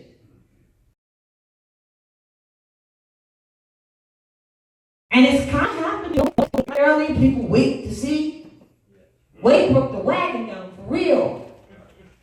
All right? Now here's the case on the people of the United States that are resident within any state, just in case those who say they are resident in a state. They are resident, right? I live in a state or whatever like that. Because remember, what you say your nationality is determines your political allegiance to your family. You hear me? I don't care how messed up the family is. That's real talk. That's real national principle political stuff. And where you say you live determines your civil liberties. And that's why your civil liberties are always getting clipped, because you keep saying you're living in some municipality in some state quasi-national who doesn't have any liberties to give to give or to take away. So what they're supposed to do, if they are a truly established entity of government of any kind on this land, with the supreme law being the Constitution, what they're supposed to do is protect, secure, and preserve your already existing rights. That's what they're supposed to do. And how do you know they're not government? When they're not doing that. So I'm saying, it's no time to be playing around and talking about, this other slander stuff without any basis of information. The people doing the slandering study and the people that are listening to this and have studied these, I'm going to give the benefit of the doubt. Not going to go around talking about you charging somebody for anything that they did wrong with when you're not the judge of them anyway. And then you find that it's just because we have not studied. All right, so this is my favorite thing. So it says here, the people of the United States that say they're residents within a state, any state, are subject to, guess what, y'all? What's it say? Two governments. Say it again? Two governments. One is what? State Government, and the other is what? national. Oh, but there's no conflict between the two. Oh, there's a national government? Of course it is, because it's you. Yeah. But you keep wanting to fit yourself into the states, don't be a resident there. So they're saying that even if someone says they are a resident of the state, they're telling you right here. There's a national government and a state government. And people say, where's our government?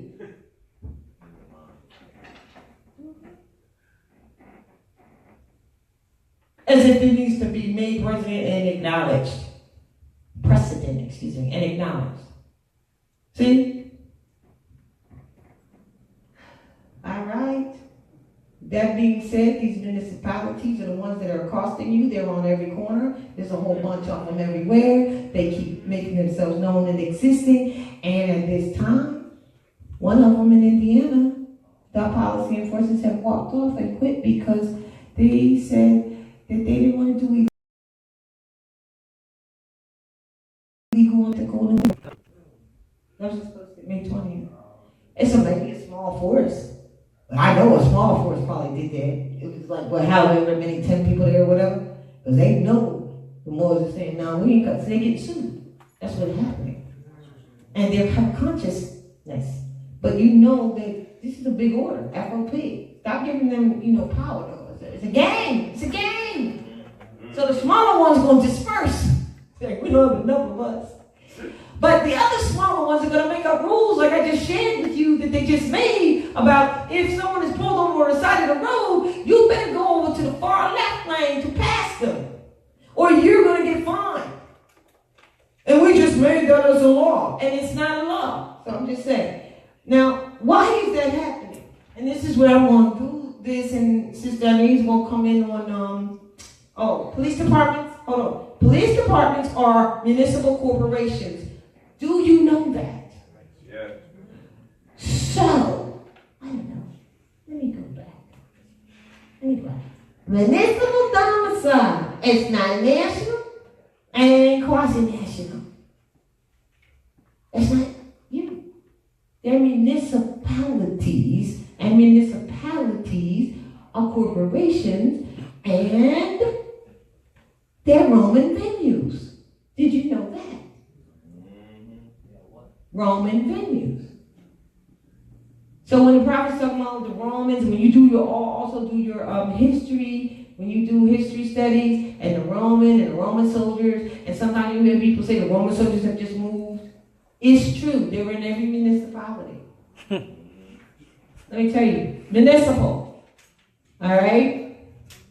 An inhabitant of a municipium or town possessing the rights of Roman citizenship. They're Roman venues. They were hiding all the time right under your nose. And some of you say you live with them. That you live in their corporation. And they're like, oh yeah, well, give us some taxes. Don't do this. You could do that. We're going to, the thing is that if you don't honor your own mothers and fathers, you're going to get hit hard.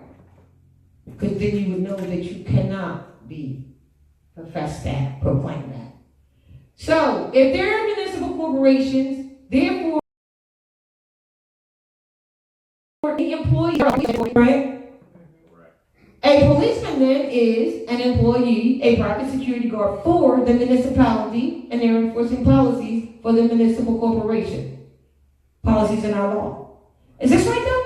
So far, is this logical? Okay.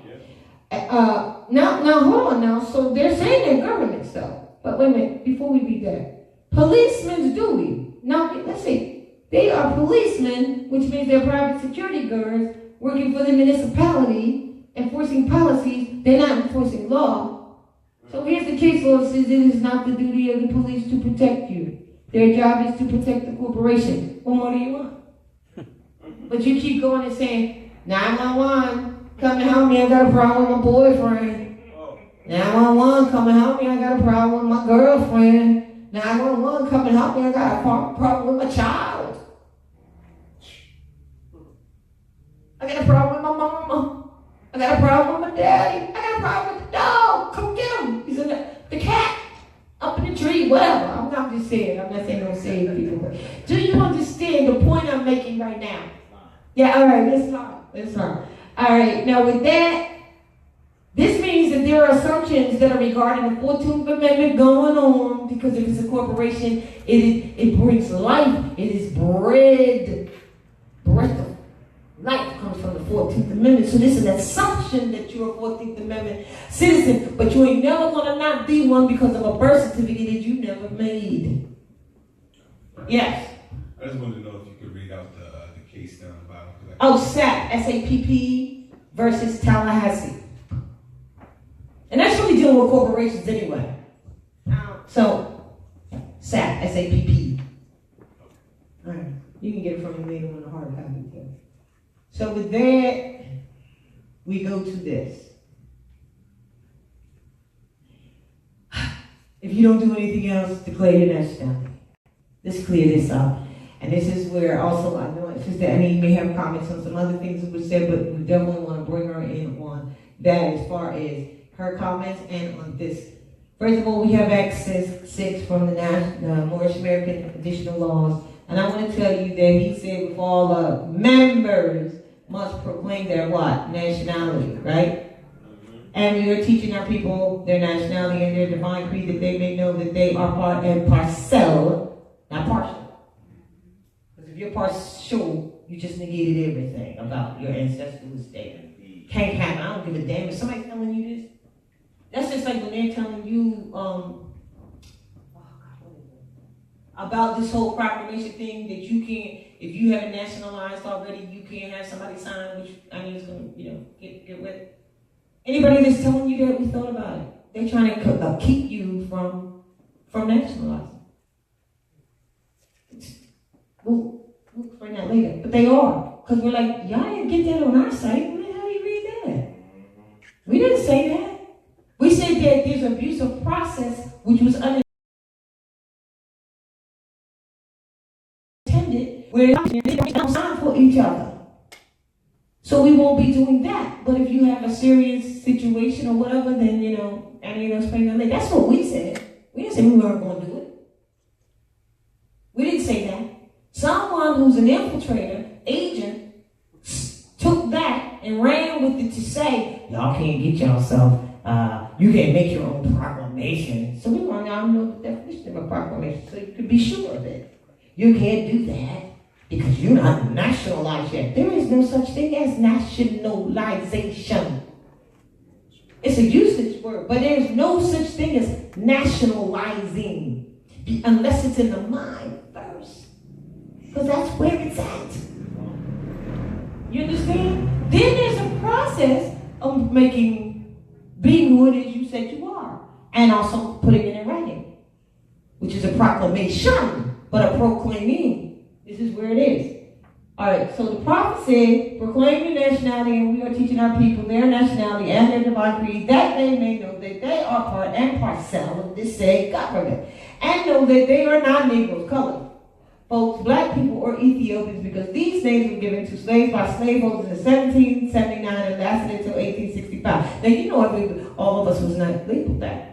And as a matter of fact, that might be true, but the black people, who? Slaves? Who were the original slaves? So this statement is very true, but it doesn't necessarily mean it had to do with you. So you get you to thinking. But one thing is for sure, it's damn sure is not who you are, because if you know who you are, you would never allow yourself to be called any of that. But yes, it's true that there were some slaves that were, coined that, or that were that, but no, we were the ones who were coined that. We were. That's why that proclamation says so. For those who are coined Negro. Not for those who were Negro, because you never were that. You can't be that. You can only be what your foremothers and forefathers are. So, wow. That's why there's no other piece of paper except for the one you do that can change or correct the record. Anyway, after this he says, but this is a new era of time now. Somebody said, well, the prophet's been going a long time. We should change things a little bit. He said, I gave you everything. I gave you enough to save an entire nation. But just go out and save yourself. So why does somebody think that there's something needs to be changed when the man taught principles and principles don't change?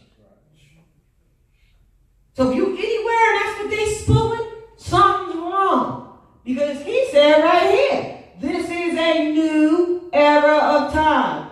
What did he say? And all men must know your nationality, but your name. Say the L in the bay. And that's another thing. We're working on this thing now where we're encouraging people not to do L bay. Because it's not. We've done it, but we need to change that. Because you're making a new brand. There's no national family called L bay. We kind of think that was an infiltration. Don't we? To get people here, so-and-so L Bay. That's not a part of the national family. It's L or Bay. And so, of course, it's hard, especially to get to people to change, correct it, without making them feel uncomfortable about it. I've been doing this, we'll just drop the L and use the Bay or whatever, because L really means something totally different when it's put in a sentence. It means the. El Bernardo, Bernardo Bay, or whatever. The. But on a free national appellation, you may have considerations of that, but L means the. So we thought about it. There's no family called El Bay. It started, I know when it I remember long time ago when it started by someone who just didn't know either. But look on the records. Do you ever see anybody called El Bay? No, so we want to start that way, but that's going to hang us up later. Everything they do it can potentially hang you up later. So to declare means to be clear. So the prophet said, if you do nothing else, declare your nationality. That was it, that was all. Declaring can mean publishing or proclaiming, is definitely can mean publishing also. But declaring means, by definition, I looked it up here, to make clear, to make known explicitly, to proclaim or announce, to manifest, to show, to assert openly, to affirm, to make full statement of. I mean, if you don't print Jack, declare your nationality. Be clear about it. And what's happening is people are proclaiming with paperwork, but they have never been clear about it. And then the people that's in the temple are standing up making rituals or rites or putting together programs or not programs, having rites of declaring. You need to stand up and say, I declare I am more. I declare what? I declare. I'm clear. But they're not proclaiming. And the prophet told them they had to proclaim. So the ones on the outside are proclaiming, not clear. The ones on the inside are declaring or going through the rites of declaring, because they're really not declaring, because they're not clear either. But still, they're going through what's the word I'm looking for? The emotions of it. Having a ritual ceremony. Ceremony was the word I wanted. Okay. They're having ceremonies. About the declaring within the session time, whatever the temple time is, but nobody's proclaiming. Not only proclaim your nationality, proclaim your national name, because we are one family bearing one free national appellation. And L-Bay is not it. L-Bay. So, in order for you to be recognized by, we got that part. You can read that text. So, declare, to make clear, period. A lot of people have not done what he said, which was, if you don't do anything else, declare. Proclaim, you ready for this? To make known by announcing in a public place, to publish abroad. Because proclaim, you can proclaim something without printing it, but if you make a proclamation, it's published. Do you get that? Mm-hmm. All right. Just like you can declare something, but it doesn't have to be printed. But if you make a declaration, it's published. Mm-hmm. All right? Got it? So now, I love this one. To announce publicly the accession of a sovereign, to manifest openly, to give outward evidence of. Do you understand the difference now between declare and proclaim? Or proclamation of saying. All right, and why the prophet said that you must declare. He said if you don't do nothing else, if you don't want to do nothing, you gotta be clear. That's all he's saying. Just be clear then, dang nabbit. You don't want to do anything else. Whoa. Lies shatter lives. Sister Anita, I know you have to comment on this, and you probably have some notes to comment on, especially when we go, if you don't mind, I know. Oh, this is the one we missed. About the prophet said there is no need for the 14th and 15th Amendment. That's what it was. Because all municipalities are established from a municipal venue. The reason why he said there's no need for the 14th and 15th Amendment When you look up, corporations can be persons, as that word is used in the first clause of the 14th Amendment. So anybody that's pushing the 14th Amendment is definitely talking a fictitious corporate person. So all municipalities, that's what corporations are, right? Birthed out of the 14th Amendment, right? The birth certificate is birthed out of it. That's why he told you you don't need it. Ignore it. It has no power except for what you keep giving it. You can't redeem something that's already void. You're trying to find a process to make it void or voidable when it's already void ab initio, which is proof of human trafficking. And so he already warned you of that. He said, I've come to teach you to be yourself in propria persona, in one's own proper person. This is how I found out that we couldn't use an attorney. I was looking up in proper person. I wasn't even looking up attorney. It says right here, it is a rule of pleading that pleads to the jurisdiction of the court must be pled in propria persona, because if pleaded by an attorney, they admit to the jurisdiction. That means you're admitting to the jurisdiction, and the game is about jurisdiction, which is right words. And the jurisdiction that you might be admitting to is an incompetent venue, and it's also a municipal jurisdiction, or it might be a quasi-national jurisdiction, because they sure ain't taking you to a national jurisdiction, because it doesn't exist, because you're getting one, pleads to that. And now they don't like it if you don't get one, because everybody makes finances. But I don't care what they don't like. You are going to have to teach this to your babies. If you're not comfortable, it's no problem. Get it into the youth at all costs. So the generations of posterity will be saved. Period. That's why it's important. You might listen to some people who say, well, I'm not going to do that because they're afraid, they don't want to do it, because they don't want the obligation, they don't want the responsibility. Well, good for them, but you got to do it for the posterity, and that means your children forevermore, because you're going to come back to them anyway. But you got to do it. So, if pleaded by an attorney, they admit the jurisdiction as an attorney is an officer of the court, and he is presumed to plead after having been obtained leave, in which admits the jurisdiction. As soon as you give him that license, what they call a license for an attorney, do you know what it is? Agreement. It's just the agreement. That's why when you go and say, can I see, do you have a license as an attorney? They're never going to show it. Not because they don't have it and they need to have it. Because it only exists because it's an agreement when you gave consent to someone. That's why. So the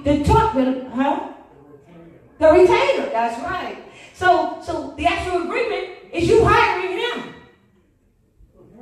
That's the license. That's it. That's why you walk in there with it, roll over, you make deals and stuff. You know what I'm saying? Because that's what's really real. So that means that you could make the permission or authority or a license, which means to give consent yourself. I'm not saying to do that, because it's not worth it to do that when you're going into venues that aren't really courts. What difference does it make? I mean, not what difference it makes, but that's not the issue anymore. They're losing, that's why they're quitting. They're shutting down corporations and municipal corporations and stuff like that. But that means that still people look at us and see us scurrying around, act like we don't know what's going on, and figure out another way to make finance off of our unknowledgeable, ignorant selves. Like the prison. Yeah, like the prisons. Yeah, like the prisons. That's that's actually kidnapping. Yeah, that's a whole thing. Did you need to make a comment on the proclamations? But you also might want to make, if you will, I wanted you to make a comment on, like we went back to, and any questions that might be asked. I think it was, no, not here. It's something with the corporations. I can't remember. You might have taken a note on it that I wanted you to make a comment on. It's not here, but I apologize here just to finish. Persons are of two kinds, natural and artificial. Natural person is a human being. Artificial, I forgot to read this definition. Artificial persons include a succession of natural persons that form a corporation, a collection of property to which the law attributes the capacity of having rights and duties. The latter class of the artificial persons, which would be the collection of natural people that make up a corporation. So a corporation is only recognized to a limited extent. The reason the Constitution was established was to keep corporations from molesting you. Period. And here we are acting like these municipal corporations are the law.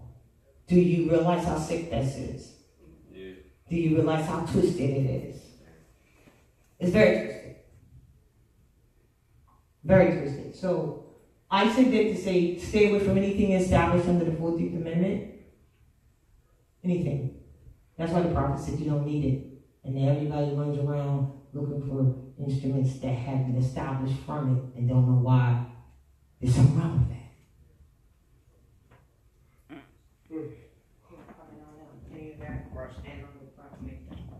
Do you want to come up here? Yeah. What do you voluntary ignorance? Oh. Yeah. Voluntary ignorance. Voluntary was in the beginning, but now that we've shared all this information to this extent, shared this information, thank you for reminding me of that. There is a definition of ignorance. It's either voluntary or it's involuntary, right? So involuntary ignorance is that which does not proceed from choice and which cannot be overcome by the use of any means of knowledge known to a person and within his power. As in the ignorance of a law which has not yet been promulgated. We just talked about publishing. We said laws had to be promulgated. Well, if it's never promulgated, then there's no way you could ever have known about it. Right? All right. That's involuntary ignorance. All right? However, voluntary ignorance, this exists where a party might, by taking reasonable pains, have acquired the necessary knowledge. By taking reasonable pains, called study, people think it's painful, I guess. By taking reasonable pains, have acquired the necessary knowledge, but has neglected to do it. That's called voluntary ignorance. For instance, every man might acquire a knowledge of the laws which have been promulgated. So we will show you case laws and stuff that's real, and for instance, and relative, and people still ignore them and act like it doesn't exist. Voluntary ignorance. Islam. About the proclamation, certainly talk about the proclamations. Do you want me to roll to any? Well, no, actually, I was trying to remember what you wanted me to comment on with the corporations or persons and the 14th Amendment. I thought it was that or the municipalities and corporations and how they're corporations. That's what it was. Thank you. On the municipalities being corporations.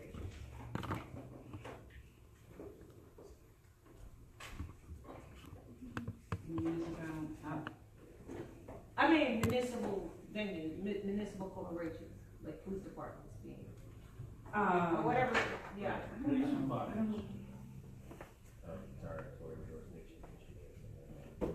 I think that's what it was. I don't remember, but whatever you want to comment on, it's fine. It will come back to me. All right. And of course, you can talk about the proclamation. Well, I was reading this case law when I was that's what I thought you was talking about. On the way over here, and I was reading that case law. Oh, I thought you were going to say that for Tuesday, but go ahead. No, I'm not going to talk about the case law, but I was reading this case law, and it said something about the First Amendment, which is the first Bill of Rights, and how the 14th Amendment, I was trying to find the case law on my phone, but how the 14th Amendment allows corporations to benefit from the First Amendment. And I had to stop and read it again because the First Amendment, how many? Freedom of speech. Mm-hmm. Freedom of religion. Freedom of religion. Freedom of religion. In this case was about a religious controversy, which is unconstitutional to discuss anyways. But it was trying to say that the 14th Amendment allowed corporations to benefit from the religious protection of the First Amendment.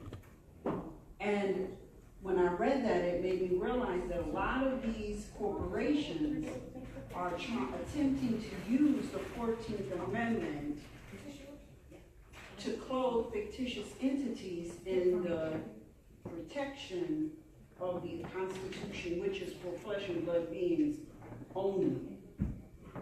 And that's why sometimes if you go into some of these venues, some of these, so-called courts, you have to be on your P's and Q's. You have to be absolutely knowledgeable, because they will throw the 14th Amendment in their decision, and you have to rebut that.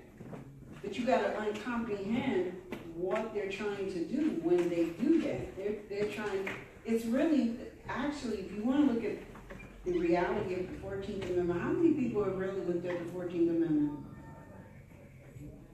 How many people know what the 14th Amendment is here? No? Nobody knows what the 14th Amendment is? 14, The 14th Amendment? that after slavery, that after the 13th, that abolition of slavery. Well, the 13th Amendment, as it is promoted, is not the original 13th Amendment, so, but the 14th Amendment, all right, I guess I'm opening up a can of Was that worms. alcohol? I think that was filled with alcohol or something, wasn't it? No, the 14th Amendment is talking, well, she's in here, in the definition of persons in the Black's Law Dictionary, it says corporations are persons, as that word is used in the first clause of the 14th Amendment. Now, when you read the 14th Amendment, it appears as though it's granting you a lot of stuff. But anytime they use the 14th Amendment, they're talking about a corporation. And so if you look at the 14th Amendment, they are attempting to elevate a fictitious entity to the same level and clothe it with the same unalienable, inalienable benefits as a flesh and blood human being. That's treason.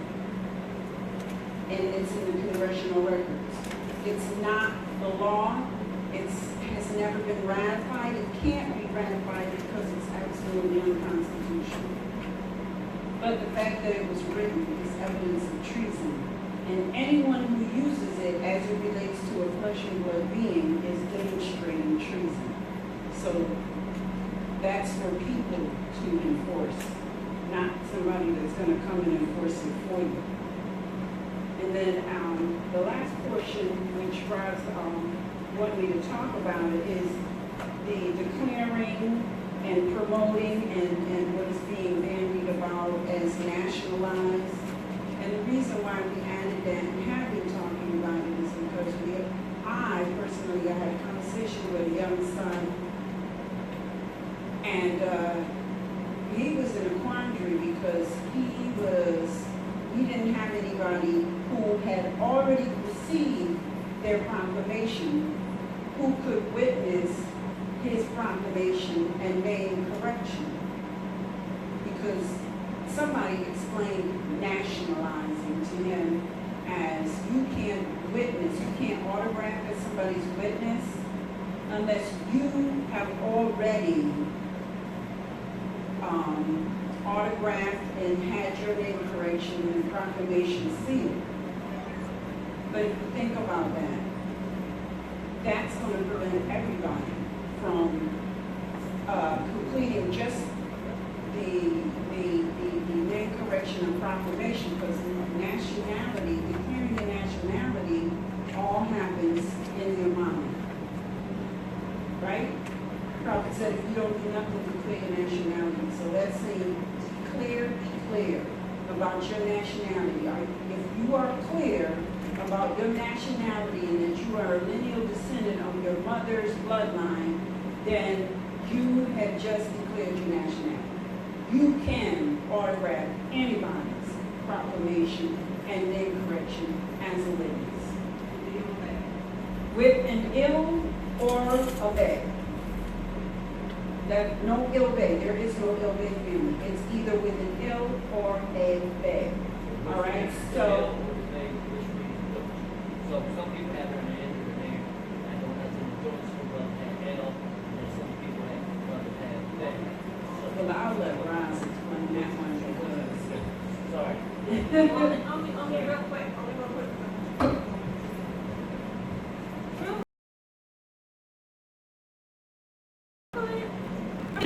Fundamentally, we're ills and bays.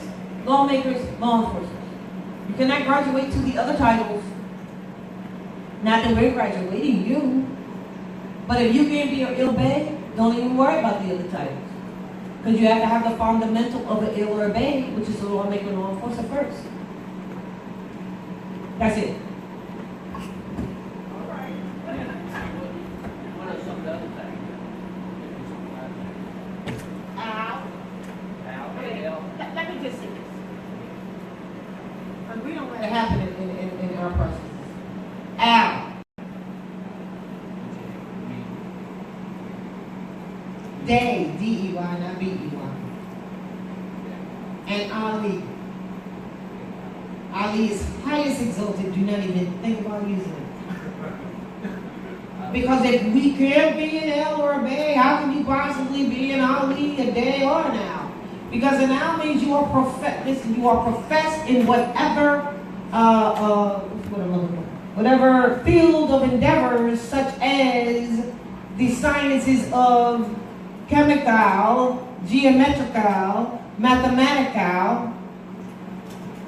So don't tell me you profess because you say you are, because part of what they use in this system is based on, this educational system is based on, comes from us, which is why the prophet said, in order to change the people, you must change their literature, because before you can receive to this day the title of a doctorate or a master or a PhD, whether you went to class and didn't miss one and you got an A and an A plus and all in semesters or whatever, if you do not write the dissertation or the thesis, you shall not receive the degree.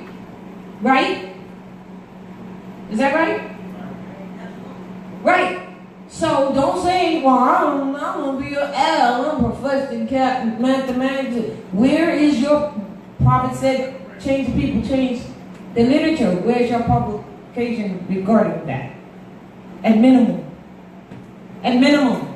It's not even your concern right now, in my personal opinion. You need to be an L or a Bay, fundamentally, first and foremost. And from there, we can move on to build a nation. Or, not build a nation, well, build a nation, but titles. By your own accomplishment. Nobody's really concerned about that, and ought not be. They need to be building this nation that already exists, not trying to build a new nation. And as far as the day means, those who are professed in the astrological sciences and observatories, that's why most of them come out of what we call today South America. But I would say that, and you're right, I had to take it off because I said South America. I meant South America. People think I meant the south of North America. I'm like, oh shoot. That's how much we just need to be the fundamental Bay. Lawmaker, law enforcer. You are the law. Yeah, but that's exalted. Don't use that. Well, in the prophecies of the statement, number 101, it says, do not name your children Ali. So we're going to honor that because we understand why. Because whatever you name it, you got to get into that. Whatever you call yourself, it brings that energy to yourself. It's a fact. And the worst part is that what? People don't even realize that's what's happening to them. But others see you more plainly when you don't see yourself. Islam. So, just to wrap up or to conclude here, as long as there is a war who is clear that he is a lineal descendant of his mother, you have declared, and you can autograph any name correction and proclamation. No one can stop you from doing that. No one can stop you from declaring because it takes place in your mind. The only one that can stop you from doing that is you. And I think that was all I had to say. No, you have more to say. I do. Somebody ask her a question. Anybody have any questions?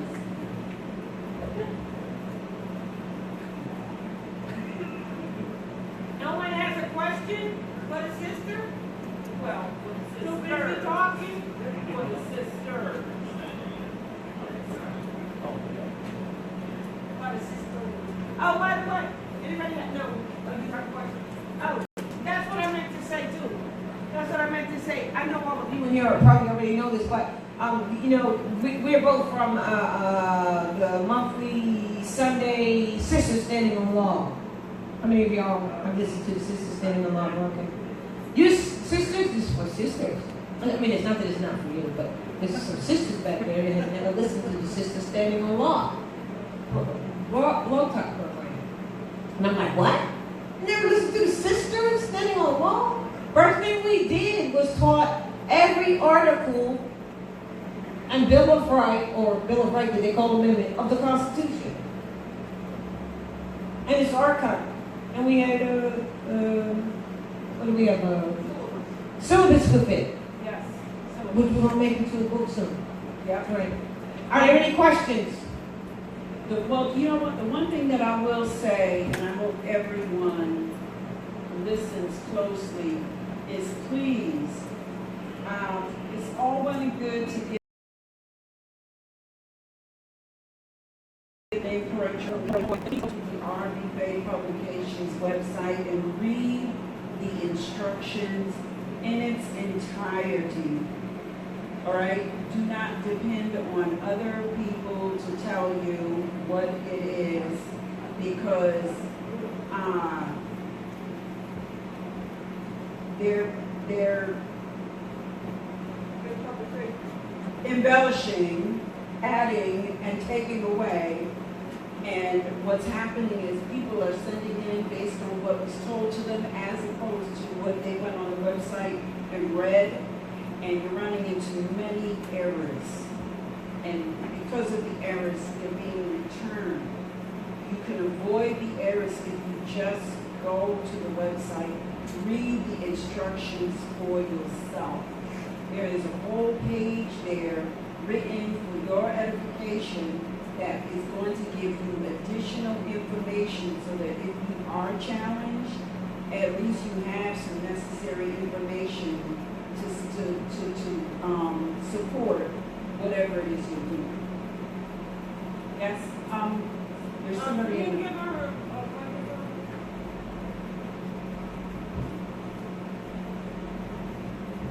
Islam. My question was, in the name, declaration, and proclamation, can you use a initial when you proclaim your name? No, and that's one of the instructions on the website.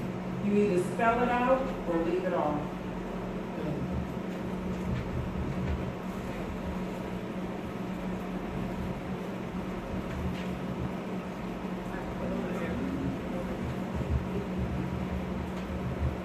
Okay, so once you have corrected it, as far as your employment on your job, I'm not understanding the whole social security number.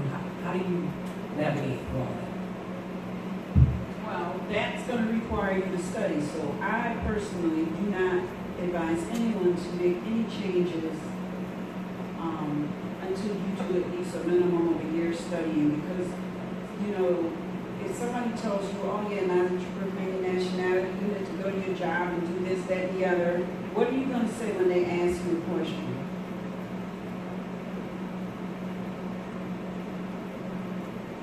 Right? You're not going to have the necessary information to even answer the question. You can't say, hold on, let me make a phone call. You can't do that. You can't do that. You have to be prepared. That means that you need to do the necessary studies, and when you are ready to make any changes, you do that. Don't let nobody bully you or pressure you into making any changes or decisions that you are not ready or able to defend. So I guess, so once the name has been corrected, even at your job. I guess I'm just a study. Yeah, I'm not actually finding. Well, what makes you think you need to change that name at the job? Because I'm my proper person. I'm going to be my proper person, period. Yeah, but your proper person has nothing to do with a piece of paper. It has everything to do with your level. There's a lot of people out here got proper looking papers and can't even defend it. As well as there's a lot of people out here who don't have a lick of paper and can defend it very well. So Social Security number, all that is just not really an issue. Well, not initially.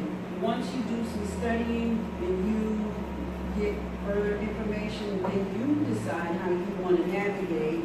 But you must, I always suggest, whatever you're going to do, make sure you have a backup plan in place. You are going to come up with a strategy based on the information that you gather and your personal and private situation. So this would help them. So it would help them.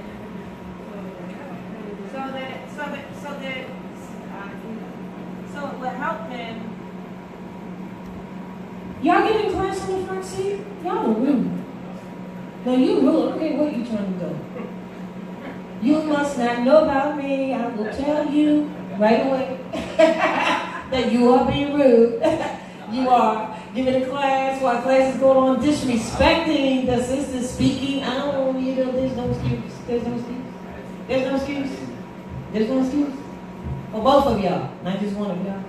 But I gotta ask you a question then. It might be best to have an SS, to know what the SSN is and is not. That's what the study's for. And if you knew what it was, you wouldn't fret so much about what to do with it.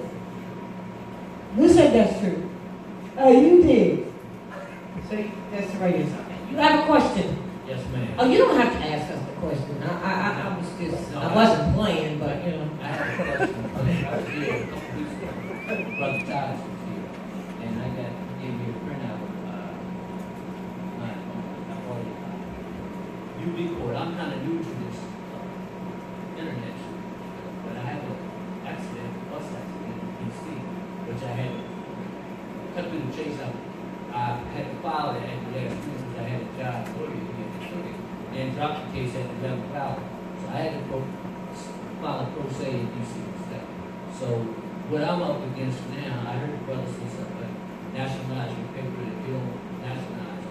Basically, the court won't give you no respect. Make the bottom line. But here's what I'm getting at now. Your nationality paper, if you have that, basically what I'm saying, these studies here, what I'm going to wrap to, you're saying basically the court can prevent it. So how can you say study of this? In other words, I'm trying to deal, you're saying now they're not, here's the bottom line. One of the agencies that hit the bus, the ban, was the Smithsonian. It was considered a government agency. They took my case. Can I ask you a question? They took the case out of the Superior Court to the Federal Court. But the Smithsonian is not a flesh and blood being, so that never gets you. Well, this is what I'm saying. What I'm saying, ban hits a bus that I'm on, Washington, D.C. Metro bus. I file against the Smithsonian and the D.C. Transit Authority Metro bus. The government takes the Smithsonian, which is usually the Smithsonian operator of the ban. They take the case out of D.C. court to the federal district, claiming that the Superior Court doesn't have jurisdiction. So this is my thing now. They took it out to another court, which is the ban who's responsible. So my point is now, you mentioned about jurisdiction, and I bounce back on you and saying, well, Superior Court does have jurisdiction or what? I'm trying to get leverage where you're saying the corporation, because they're a government supposed to be a corporation. So I'm between this, is confusing to me. So you're saying the corporation is not a person. Am I arguing this issue? I'm arguing against that, I'm arguing I against. know, are you arguing, or did you hire somebody to? I hired an attorney here, Ramona. They dropped the case at the 11th hour. Because the case is in DC, and I mentioned, well, and they're saying that, in other words, So the attorneys brought the case for you? no, okay. What happened, you're attorney here in Delaware. I had an accident in DC. I'm just using you as, if I can use you as. Yeah. Or use it. No, I it's come okay. to you take my case. Oh, yeah. Then, at the 11th hour, and I say, well, my case should be worth X amount of dollars. If we go to court in DC, my case would be worth X. Then you say, well, sorry, Mr. Johnson, sorry, sir. You want to go to court, we're not licensed practice. So you drop me. Now I'm at the 11th hour, and I don't want to lose the case from Tony, so I file it myself, what they call pro se. Okay? Which the brother told me last time I should use the word you just had up there. Improper. Right, because per se just means to proceed. Right, okay, so now I got that point from the brother. You got studying, and you know it. From the top, so I got that point from down here in my notes. But now what I'm saying is that the federal government goes to the court and says, well, the Smithsonian is a government agency. Does not have jurisdiction over the federal government. And they take the case out to district court over here, your court, which you're the judge. And then you try to throw the court out to say the case out because you're saying, I didn't file past the statute of limitations, I filed the past. But they just playing games. Huh? They just playing games with us. Yeah, they're playing games with you, so this. Well, no, actually, they're not playing Well, any games with you. It's about, well, Because they're ping ponging me back and You forth. started, Yeah. you started wrong, so it could only end wrong. Why you say I started? Okay, first of all, you hired an attorney. Right, because. Okay, in the law, he has no standing. He wasn't there. He's not a party to the case. Anything he says is hearsay and is inadmissible. No, well, attorneys represent people. and No. Attorneys play games. And on this continent, these people that's running around here calling themselves attorneys, they are absolutely out of order. There's nothing in the Constitution to substantiate their existence. That's English law. This is America. This is Morocco. Then everything that you said, even if you were going to present yourself, all of your language is incorrect. You're going to shoot your own self in the foot.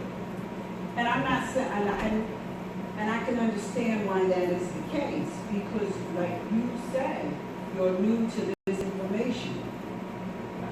You're not prepared to even go into a state court, much less a federal court. But that's what the whole issue was. No, what the issue is you're telling me what it sounds like. You have an injury. I don't know what the injury is, and I don't need to know what the injury is, because it's your business, right? So you're telling me that the injury was a result of some flesh and blood being. Right, that some agents. No. The Smithsonian is a building. And the name Smithsonian represents a corporation. The Smithsonian and the building did nothing to you. Yeah, I get that, I Who understand that. is the flesh and blood person? The agents. No. The agents who work for the Smithsonian. What's their name? Okay, well, I got their name. No, I'm just saying. Okay. If you're going to be the flesh and blood being, Yeah, I got that. you can pay Correct. your 400 to 500 notes and take this into a federal court, and they will gladly take your $400 and $500 notes, and they will look at your documents, and they will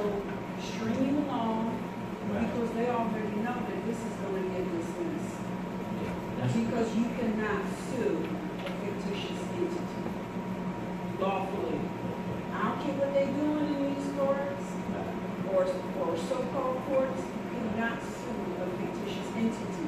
They never did anything to you, and they can't possibly come into the court, which means that your constitutional right to face your accuser can never happen.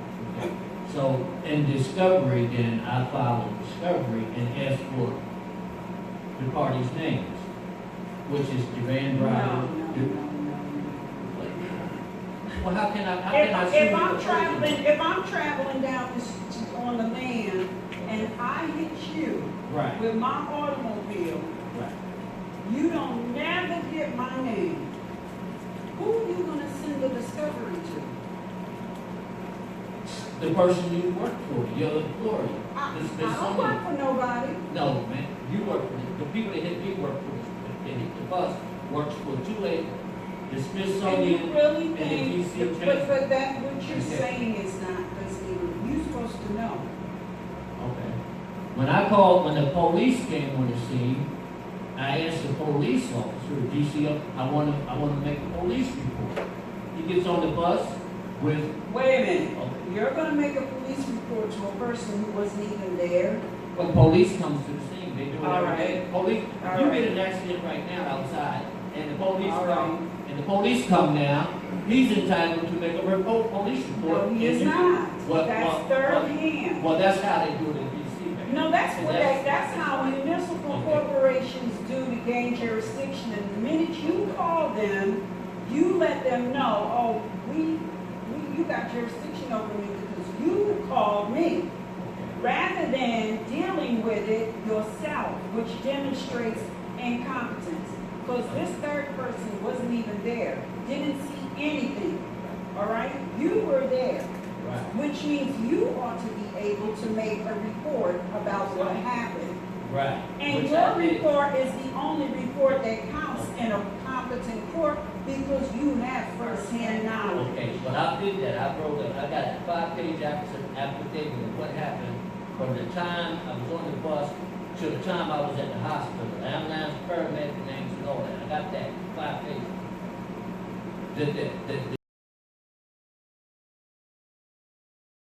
The situation, and the bus driver and the supervisor that come out of Smithsonian, they all got on the bus, put their heads together, and they tried to say, well, I deal with you when I talk to them.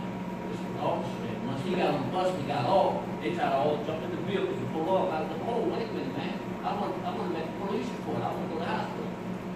Then I pulled out my cell phone, dial 911, and I asked for a shifter man to come on the scene.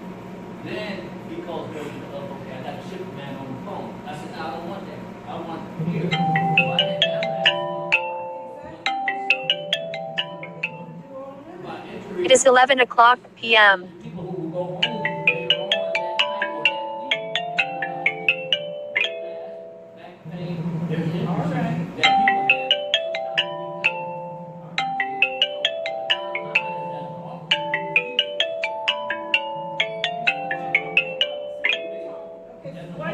Well, see, what we talk about here doesn't have anything to do with municipal employees.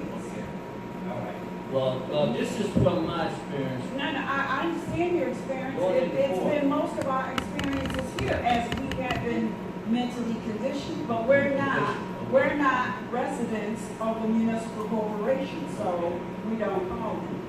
Or I would think we don't.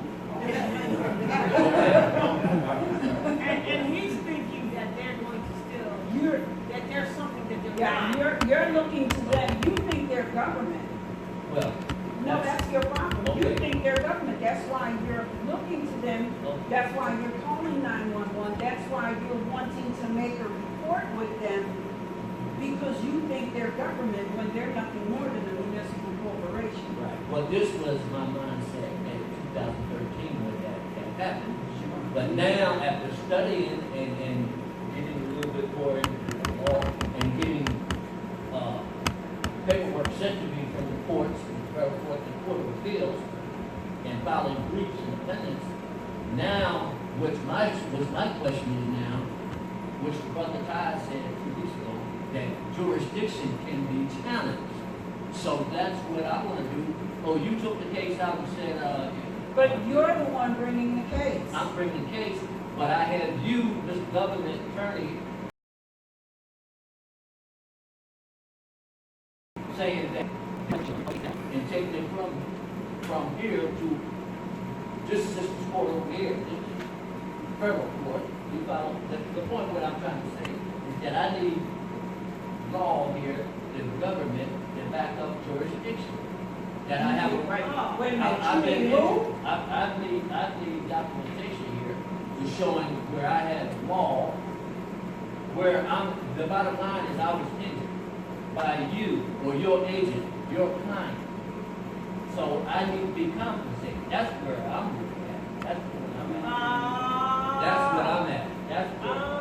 That's the point where I'm at. Okay, but I need to go. Before you see, let's take this. Yeah, this is another time, because here's what I want to say. Yeah. I need to go in. Now, because he can't change horses in the middle of the stream, he can't. You're the one. In other words, here's what I say. And just tell me if I'm wrong. It happened to you. You were injured. You know what happened. You write it down. It's called the cause of action. That makes it so that you have to go anywhere, do anything, and talk to anyone about anything is because something happened. When they were on the scene, you may have gotten whoever was maybe navigating the bus stand, whatever. Now you want to try. This is really complicated because you're mixing the apples with the oranges, and they just can't be mixed. They just can't be mixed. You needed to write it. You need to make the claim against those who injured you. I did all that. Yeah. No, you used an attorney. And they screwed you up because that's what they do. Because an attorney means, they turned you over for real, and they will go back and forth from one court to the next. They do that. That is what they do. And you might be 3 years, 4 years, 5 years, 6 years, no years, never getting nothing. And they'll say, oh, we determined this. So we'll talk later. Somebody else had a question. We'll talk later. Yes, I just wanted to just make a comment to see if it was seen as if there was a class going on in the front. We're not putting that. We already mentioned that. No, it's all good. But at the same time, though, I think this is a great example of showing. Get too close to the mic. You're reverberating. Go ahead. There you go. I just think that this is like a perfect example of showing why we have to really find our Savior within and have to do our own studies. If we continue outside sort of kind of, we're going to continue to not really reach what it is that we're intended to accomplish with what we intend to accomplish. And really this is about us going to the website, getting this information, reading it, having to cross-reference resources like Black's Law Dictionary or whatever other resources with the how to study or what to study on a sheet, so to speak, or when you go to the what to study on RV Day. And what we're going to have to do is not make any excuses to why we are not getting this information. I had to learn the hard way, and there's no way out but to do your own study for your own situation. And I yield the floor. Islam. Any other questions? Oh, behind you. And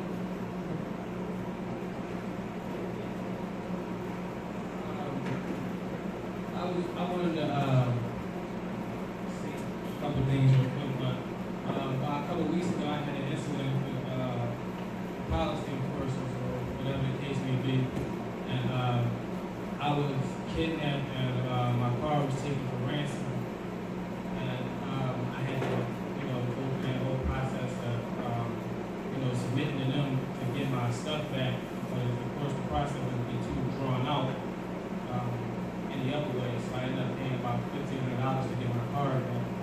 And yeah, they made me pay every ticket they gave me. that was because of tickets in the back. Yeah, they made me pay every ticket and everything.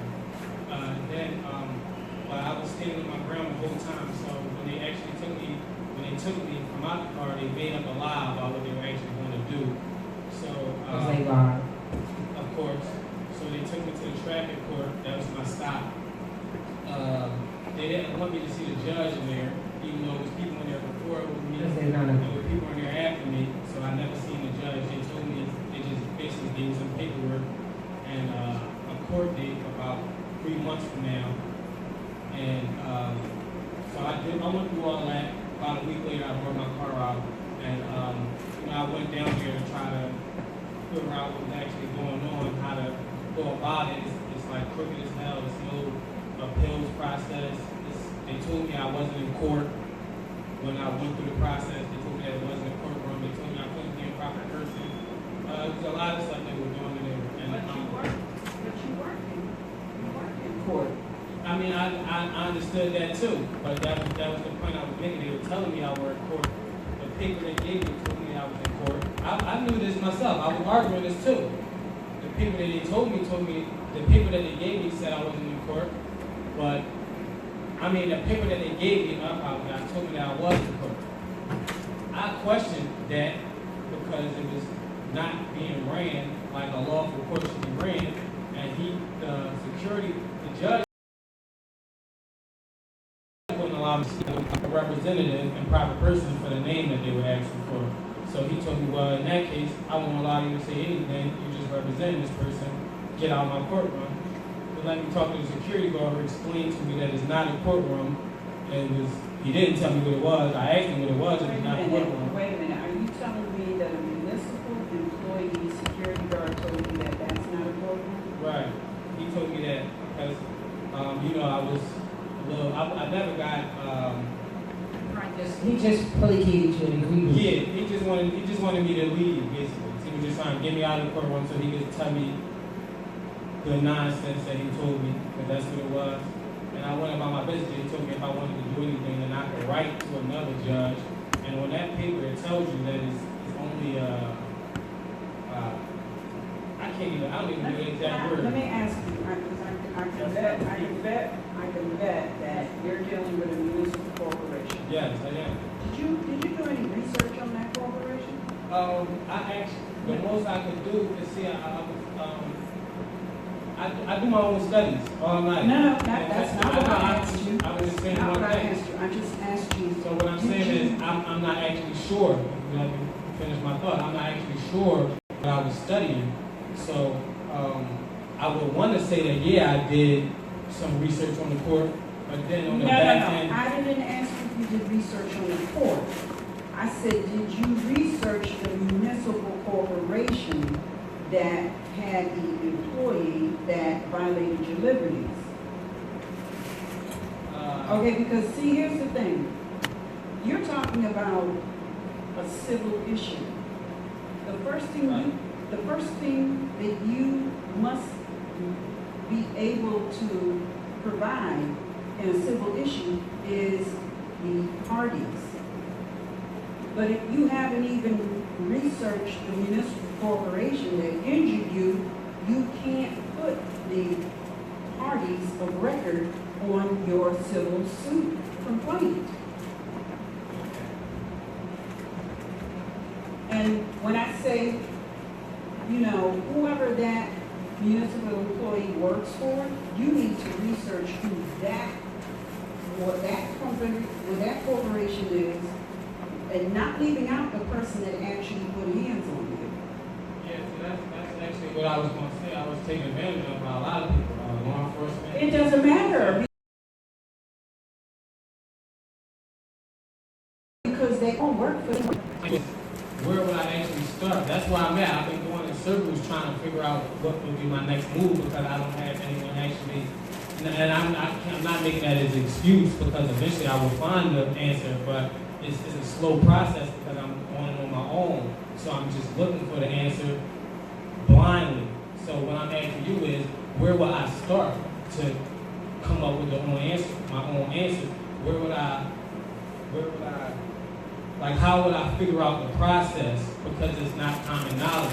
And I've been all through RV Bay and it's kind of hard to navigate through all that information. So that's what I'm asking you. But all that information that you're saying is hard to navigate through, you have to know that. I'm not denying that. I'm not saying, I'm just saying, you're saying it's a lot of information, but that, for you to take the position that that it sounds like you're wanting to take, you have to know this stuff. The stuff that's from the RDB publications. Let me ask you, listen to the MHHS Eyes Wide Open, our Blog Talk Radio, No, every Tuesday? no. All right, because, we talk about if you're injured, the first thing, if you have an injury, a violation of your liberty, the first thing you must do is write a cause of action, which is a deposition. It is from the cause of action that you're going to see what your next step is. If you don't have a cause of action written, you're not going to know which way to go. You're not even going to know what's in front of you. We talk about that on our Blog Talk Radio show every week, and I'm not sure if we've got some cause of actions on the website. So you can't even begin to know what it is that you want to do until you write a cause of action. Do you know what that means? I mean, I can figure it out. No, that much we're gonna tell him. Because I mentioned it to him. Next after How many people here know what a cause of action is? How many people here know what a cause of action is? All right. A cause of action is you documenting in blunt language without any titles whatsoever what happened to you. For example, a typical cause of action is I was traveling on the land when I noticed an unidentified car. The person driving the car forced me off the road, came up with guns, demanded private and confidential information. In fear for my life, I gave them what they wanted. They then gave me a demand for income, and then I went on my way.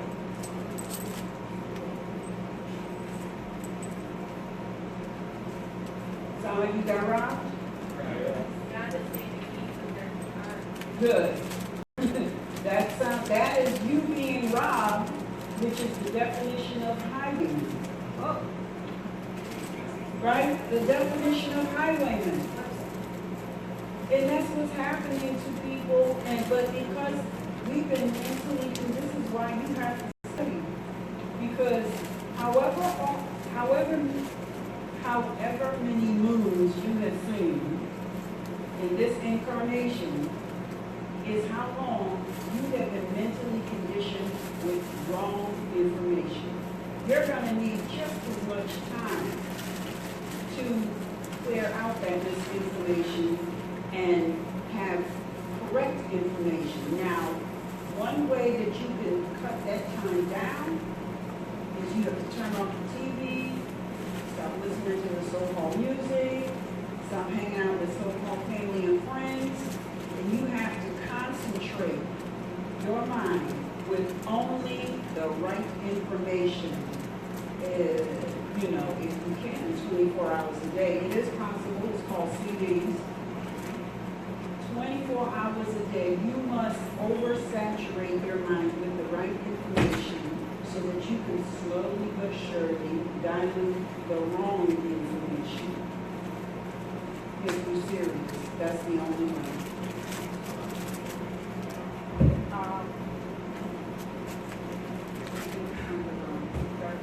Driver's license, how we think is a different, I'm gonna pull it up, definition of highwayman.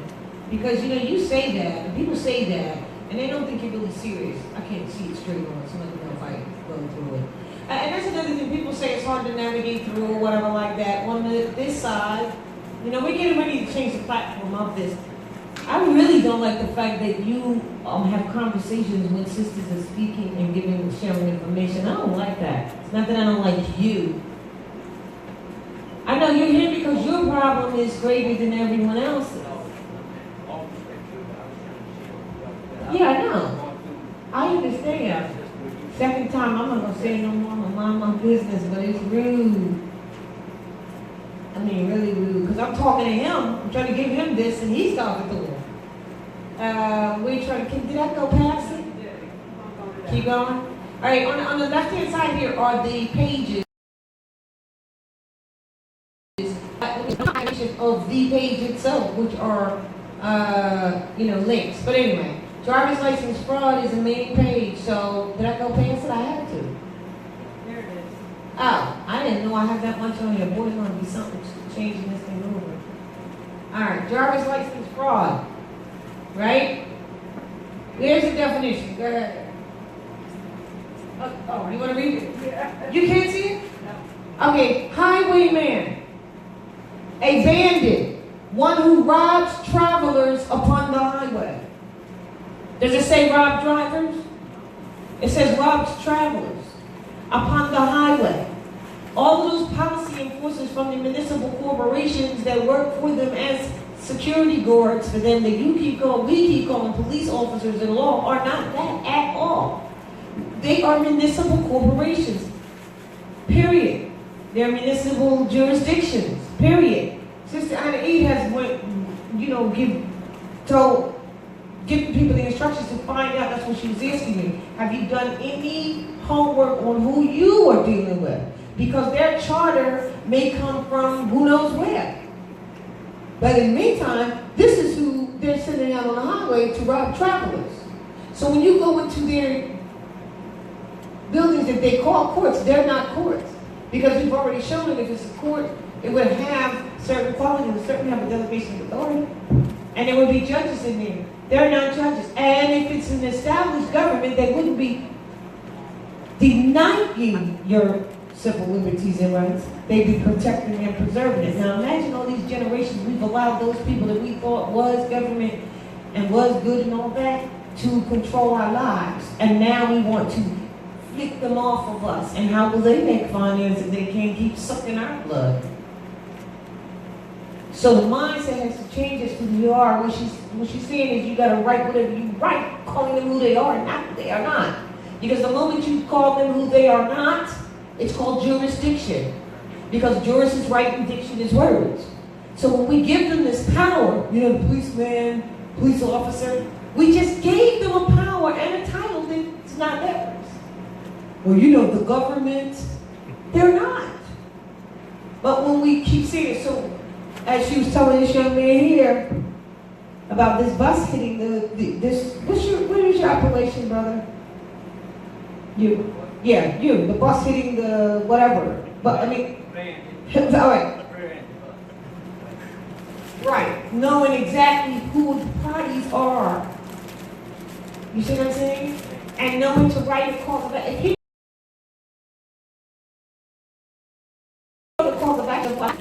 or he could have that. He could put that in as his civil claim because it's the cause of action and he's the first party. He's a first party that first-hand knowledge that nobody else is. Nobody else is. So that's why when we call 911 to have them come to report what we just experienced, they already know that we just had a third-party intervener and we just broke law right there. And so that's why they can say whatever they want to say and lie also. Right? Because they weren't there. So they lie, they cheat, they steal, they collude. They're all the same people.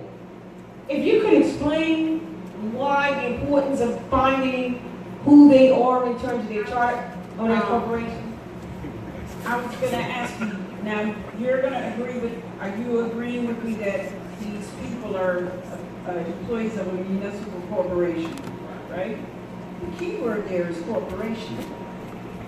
Now in the definition that she gave in this presentation, it said a municipality is a Roman venue, right?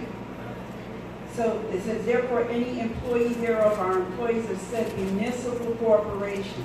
A policeman is an employee, a private security guard for the municipality enforcing policies for the municipal corporation.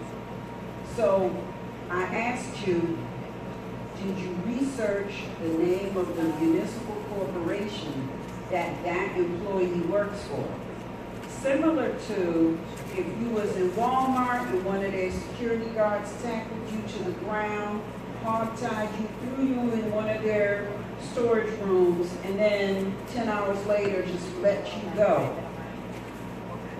You would know exactly who to call, wouldn't you? Or if anything, you would know exactly who you're going to name. You know who you're going to be researching, right? Walmart, right? But you already know the name of the municipal corporation, but you haven't done any research on that. So in order for you to even put in a civil complaint, you got to first know the corporation you're dealing with. Identify the parties. First order of law. You have to identify the parties. So you have to identify the parties within that municipal corporation as well as the immediate employee that violated your liberties.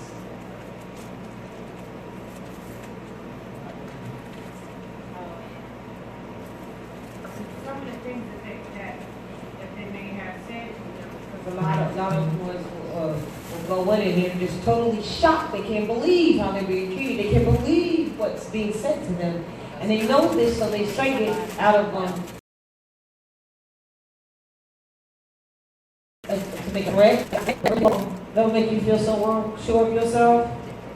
Because you are, many are, if they think they're government, that's their first trick. Am I right? Like, we got them. These people think we're actually government. And we're not. If they looked up, as you said, they would see we are a corporation established so and so and such and such. And then they would know that the Constitution was established to keep corporations from molesting you. But then you can't find remedy in the house of the place that injured you. So they trick you and your children into believing that you're in a courtroom when you're not. That's a lot of heavy mental programming to get through. Yeah. All right. Oh, we're gonna end now. Oh, well, I think as soon as she's finished there. Are there any more questions? You have a question, sis? You do. I can see. Where's the microphone? I just wanted to request something. I got to schedule yours and like take your days and a time and stuff.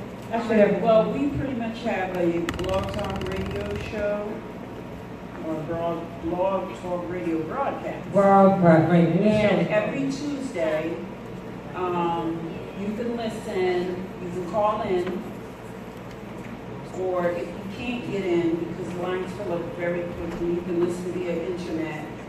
That begins at 9:30. The lines go, let's see, the internet feed goes down at 11:30, and unless you call in and get in prior to 11:30, you have to wait until 12:30 when the broadcast is archived, and then you can download it and then just listen to the last hour. However, it's in the night, 9:30 p.m. Sorry, 9:30 p.m. But there's archives going back to 2013 that you can go and download and listen to for free. That's Tuesday. Wednesday we have Morris Heritage and History School. That begins at 7:30 p.m. And then every third Thursday of the month we have Sons of Allah. That begins at 9 p.m. And then every third Sunday of the month, we have Sisters Standing on Law, and that begins at 1 p.m. And if I went too fast, you can go to the RV Bay Publication website, and you can see it. I think you're on the bottom instead of the top. You're on the website, and it's there. With the number and also the link if you want to listen via computer. And this is the home page, and I found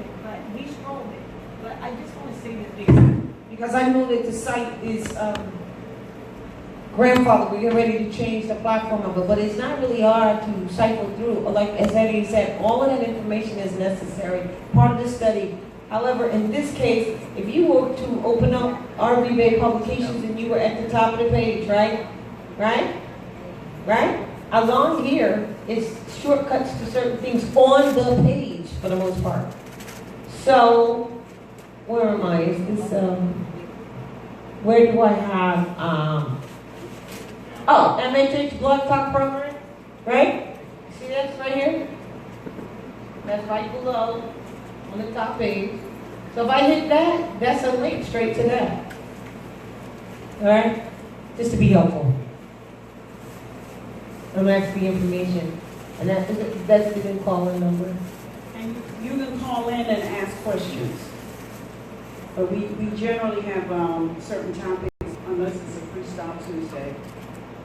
We generally have certain topics that we open with just for people to think. And then you can call in, you can ask questions regarding the topic or a comment or a concern. And there's the information and the email. And then we have the Sons of Allah that comes on Thursdays, Sisters Standing on Sunday, third Sundays. Any more questions? Any other? One more over here. You have them all. Okay. All right. Islam.